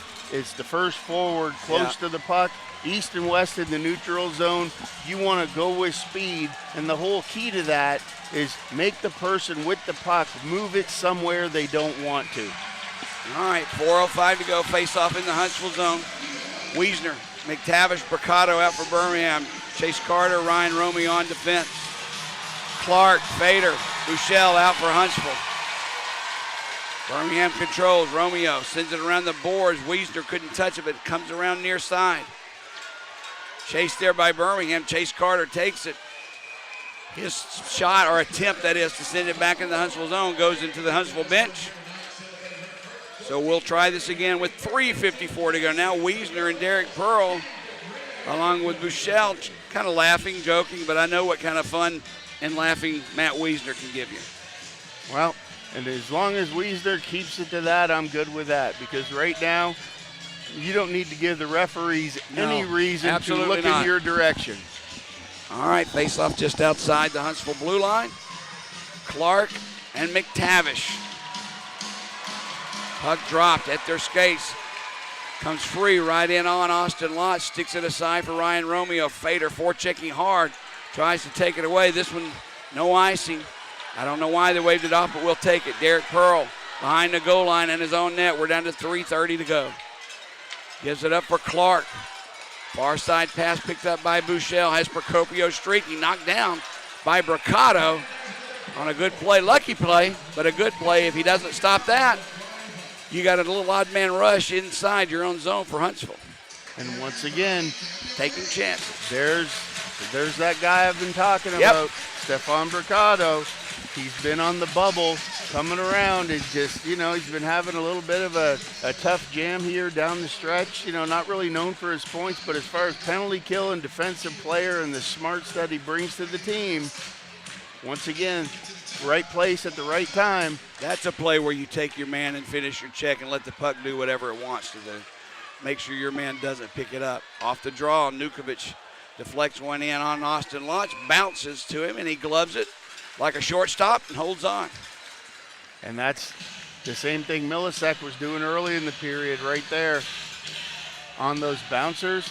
Those could be the most difficult shots for a goalie to play. I know it looks real easy when he does it and plays it like a shortstop, but one bouncers, two hoppers. Well, galvanized rubber doesn't bounce like a baseball does. So, yeah, I can see how that would be a very difficult shot. Off the draw, Nukovic tries to poke it to himself. Almost did it. Birmingham clears Mike Davis at center ice. It's around Sam Hunter. Into the corner it's played. Donahue and Davis there. Davis catches up with it first. Now it's loose. Davis centering pass for Bethune out of his reach, but he'll keep it alive. Send it around the boards. Played there by the Bulls. Bethune has it. Spins and turns into the corner. Puck loose along the near side. Davis and Bethune fighting hard to keep it there. Nukovic comes out with it for Huntsville. Line change for the Bulls as Nukovic brings it in. Gives it up for Hunter. Look for a return for Nukovic. Came right in on Lotz, and Nukovic almost caught up with it. Lotz smartly covers it. Great job by Lotz with Nukovic screaming in through the slot there. Little backhand dumper from the left side onto Lotz. So quick from his stick to the glove, covering it up transition there. Those plays are dangerous. So when are we going to see Milasek come out of the net? We've got 2:37 to go. These days in hockey, I've seen him pulled with 3 and 4 minutes to go. Is he going to come out early? 1.5. Timeout is going to be taken to discuss that very thing by Huntsville. 2:37 to go. You're down by 1. It's an elimination game. You know that the Bulls' defense is can make mistakes. I don't know. I think this extra attacker in for Millicek comes with about a minute and a half, maybe a minute 45 to go. They're not going to wait. Well, he's off the ice right now, actually. There's the answer to your question with 2:37. So, from a coach's standpoint, what I'm looking at that as saying is, because me, for my team, if I put my top 5 scorers on the ice in the last 2.5 minutes, I have confidence that they are going to get scoring opportunities. For him to pull the goalie with 2 minutes and 37 seconds, that's a long time to play with no goalie in the net. And I'm going to question Huntsville here on this. Could be a touch early, and we'll see how this plays out. But I personally am not making this move. 145 maybe, But on here, Greg, you lose the draw, and all of a sudden it's in the net. That's 50 seconds from now. And I tell you what, 50 seconds is a long time. All right, here we go. Empty net to our left as Huntsville's pulled their goaltender in favor of an extra attacker, Birmingham. On the draw, comes free. Martin was held, couldn't get his stick on the puck, but Brierly does. Rips one around the near side. Rose can't clear. Kept alive by Huntsville, but now it comes to Gillespie. Gillespie, score! Michael Gillespie takes the pass after Birmingham fought for control of the puck after the faceoff, just like we discussed. Michael Gillespie sends one in on the empty netter, even with a Huntsville defender back, and Birmingham takes a 4-2 lead. I told you, Jody, I didn't like the call, especially with that face-off deep in your zone. All it takes is a hard rim.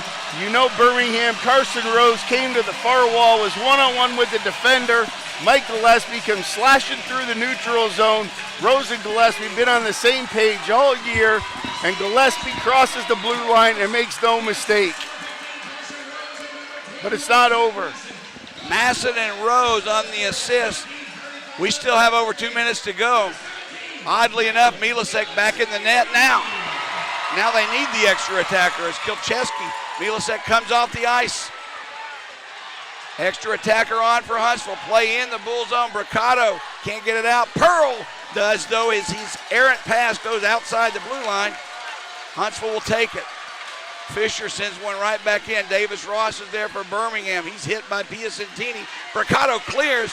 Now this race off for the puck. Kilcheski and McTavish. McTavish catches up with it. Down in the corner, Kilcheski takes it away. Bethune is there to pick the errant pass up. Shot in front. McTavish didn't see it in the skate. He had an open net as Bethune sent it through the goal mouth. Played for in the near corner. Still empty net. Donahue score! Start the bus, baby! Donahue gives the Bulls a trip to the finals. I shouldn't say that. It was more than Donahue, but his goal solidifies a trip against Roanoke. And Birmingham with a 5-2 lead, a minute 28 to go, will be in the SPHL finals. Is that too early to say, Greg? Yes, it is. It is. A minute 28 still remains. Again, for me it is. I'm a Toronto Maple Leaf fan. I saw a 5-goal lead go by the wayside against Boston in 7 minutes, then lost in overtime. So yes, it's still too early. I shouldn't have said that. Off the draw, puck is lifted into the scoreboard, so we'll do it again. This puck will be faced off in the Bull zone. I feel more relaxed now than I have the entire playoffs, Greg. And much ado to that, Jody. I haven't had a relaxed playoff. Several times you've calmed me down and kind of taken the control away from me. Thank God you did, because I could have made some horrible mistakes with my choice of words. Well, that's why it's the playoffs, Jody. All right, around the boards, puck is played loose in front of Lotz. It's free. Fader had a shot at it. Still loose. Clark sends one for Bouchel. The shot goes wide. They're still pouring the pressure on. Huntsville's not done yet. Still Milasek is in the net. Wiesner tried to poke it away from Doran. Couldn't do it. Fader brings it in. for Clark. Down low for Fader. Milasek staying in the net. Hunter takes the shot, blocked by McTavish. Here comes Jordan Martin with only 45 seconds remaining. Martin gets around one defense, but the puck comes off his stick. Milasek will play it around the near boards for Martinson. 38 seconds remaining. Martinson skates through center ice. Gives it up for Hunter. He can't control it. Sends a shot, goes wide through the netting, or through the mouth into the netting. Now with 30 seconds remaining, Birmingham with a 3-goal lead over Huntsville. And I'll go back to what you said and what I said. We both agree that was far too early to pull the goaltender. It was 3-2 at that point. There was plenty of time left in this game, and you opened up your goal mouth and took a chance on winning a faceoff, which you lost and gave up the empty netter. For one extra attacker. Off the draw, Birmingham's Davis Ross. Off the glass, lifts one to center ice. Still loose at center ice. Holland sends one back into the Bull zone, played behind the net by Kolatarsi. He sends it around the boards, but not out. Davis Ross picks the loose puck up. He sends one off the glass. This one into the crowd and out of play. This was deflected, so no penalty. And now we can relax, Greg. 5-2 Birmingham lead with 11 seconds remaining in this hockey game. And just to finish up that thought, Jody, the reason why I don't take him out with 2:45 left, because without Milasek in the net, you wouldn't be here anyway. No. He has had an unbelievable series, and it's just too early to take out your best player out of the net. Off the draw, shot goes wide off the stick of Fisher. Along the near boards, we'll count it down. 5, 4, 3. Shot save made by Lutz. And this one is over. The Birmingham Bulls, for the first time since 2019, are going to the SPHL Finals by virtue of a 5-2 win tonight over Huntsville and a 2-1 series win. Unbelievable effort by Austin Lotz in the net tonight, even down to those final 50 seconds. He made 2 big saves. One on the side of the net, and then that last one, even with 4 and 5 seconds left, Austin Lotz still standing on his head. Well, according to what I was told prior to the game, I refused to talk about this because I believe in you don't touch the cup before you win it. I don't believe you touch the money and count it before you win it. But I was told before the game that it's pretty much 99.9% true that this is the way the finals will go. Next week, the first 2 games will be here in Pelham. They will take place on Thursday and Friday night. Thursday night and Friday night of next week, Birmingham versus Roanoke here at home. Then we'll go on the road for at least 1 game, maybe 2, depending on how it goes for Birmingham at home. The next 2 games are scheduled, games 3 and 4 that is, to take place in Roanoke on Monday and Tuesday. And if necessary, a game 5 will be back here in Pelham on Thursday following that. And just before we wrap this up, Jody, I just do want to say, because we have had a lot of followers who have jumped in from various teams, from Fayetteville and from Huntsville, and I want to tell any Huntsville fans and the Bulls fans who are listening for that matter about how well Huntsville played in this series. No doubt. I mentioned Milasek earlier, but Milasek and Martinson especially, those guys really, really had a great series. And up until the decision was made to pull Milasek when you were trailing 3-2, up until that, they were very, very, very well coached.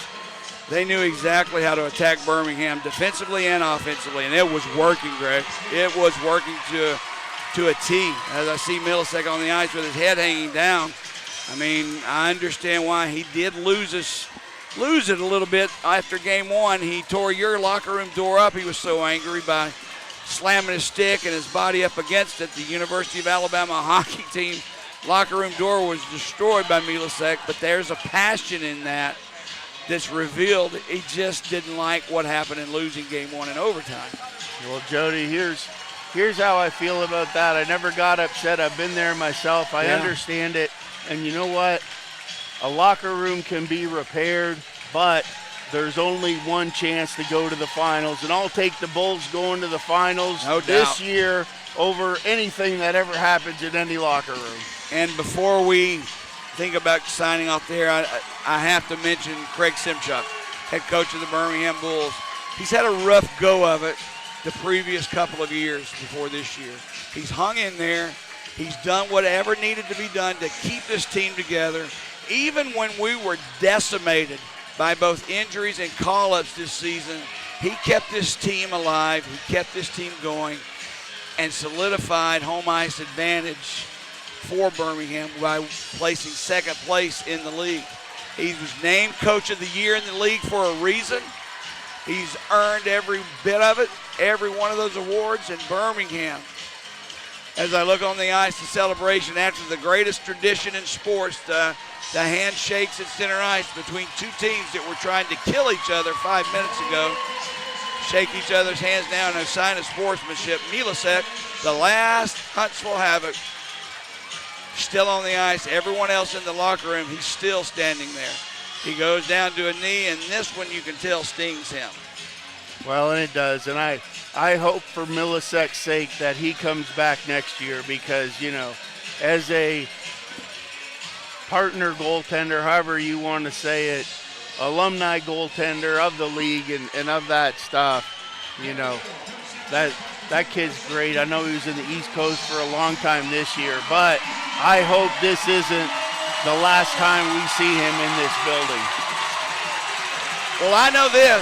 It's not the last time we'll see the Birmingham Bulls in this building this year. We'll see them again next week, next Thursday and Friday night here at the Pelham Civic Complex. If you're listening on Birmingham Bulls Radio Audio Network, if you're watching on Hockey TV, I advise you to get your tickets. Come to the Pelham Civic Complex if you want to avoid the fees from Ticketmaster. Buy your tickets here at the window and get them early. Next Thursday, next Friday night, guaranteed home games for Birmingham right here. And we need this place packed and fill this place with energy like you were talking about and be able to move forward and hopefully bring Birmingham its first ever championship in hockey. And I tell you what, standing between Birmingham and that championship is Roanoke, and after scouting out some of their play earlier today, they are a team. They know how to get to the playoffs. They know how to get to the finals, and how they played against Peoria tonight, they absolutely ran them into the ground in the first period, getting Barry pulled. They had to go to Levine or Devine, whatever his name is, their goalie, and the Bulls will have to come out and replicate their best parts of this Huntsville series and put it together for 3 entire games because it is a 3 out of 5 series. All right, Thursday, April 27th, Friday, April 28th, right here at the Pelham Civic Complex. Get your tickets now while you can. Then if Game 3 will be on the road in Roanoke, Virginia on Monday, May 1, and if necessary, Game 4 will be in Roanoke, Virginia on Tuesday. That would be May 2nd. The board shows May 3rd, but that would be on May 2nd. And if necessary, a Game 5 would be played right back here in Pelham on May 4th, Thursday, May 4th. But right now, after the weekend we've had, hey, it's been rough on us too. 3 games in 3 nights is not easy on your voice. I've been drinking honey and throat coat tea the entire night. So I'm going to take a couple of days and do nothing but watch hockey, Stanley Cup playoffs on TV, and then pick it up and get ready here for next Thursday night. I know you'll be here, Greg. Absolutely. Wouldn't miss it for anything. And if you're listening right now and could not make it tonight, you missed a treat. You almost missed me losing my mind after a bad play in our own zone, but it worked out okay.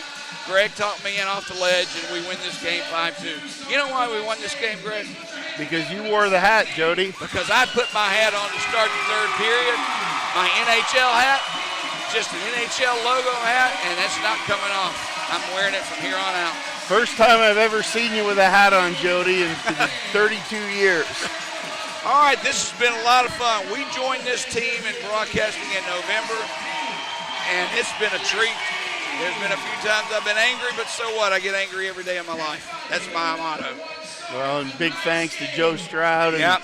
the Bulls administration for reaching out to us, Jody, because I tell you what, it's been a lot of fun. It's been a heck of a ride. Joe called me in November and needed some help. I told him there's no way I'm not a professional at this. It's been 30 years since I've done play-by-play in hockey. I'm so happy he did. I owe him a little bit of gratitude. Both Joe, David Kuntz, Ace here at the sound booth, Trey with Hockey TV. Pat Johnson has been an incredible amount of help to us. I can't tell you how much I relied on Pat and his expertise and his knowledge of these boards we had so much trouble with, the headsets we had so much trouble with. They held our hands and got us through this. And lastly, Clint Scherf. Absolutely. I mean, he didn't come over here and poke the wires in, but anytime I needed anything, he was there for me and at least relayed the information to Joe or got it done for me. He is tough as nails to boot. So, all right. I'm tired, Greg. 3 games in 3 nights did it for me. Birmingham on to the finals versus Roanoke. Next week, Thursday night right here, Friday night right here. Final score, Birmingham 5, Huntsville 2. Thanks for joining us, everyone. Have a great night. We'll see you at the finals.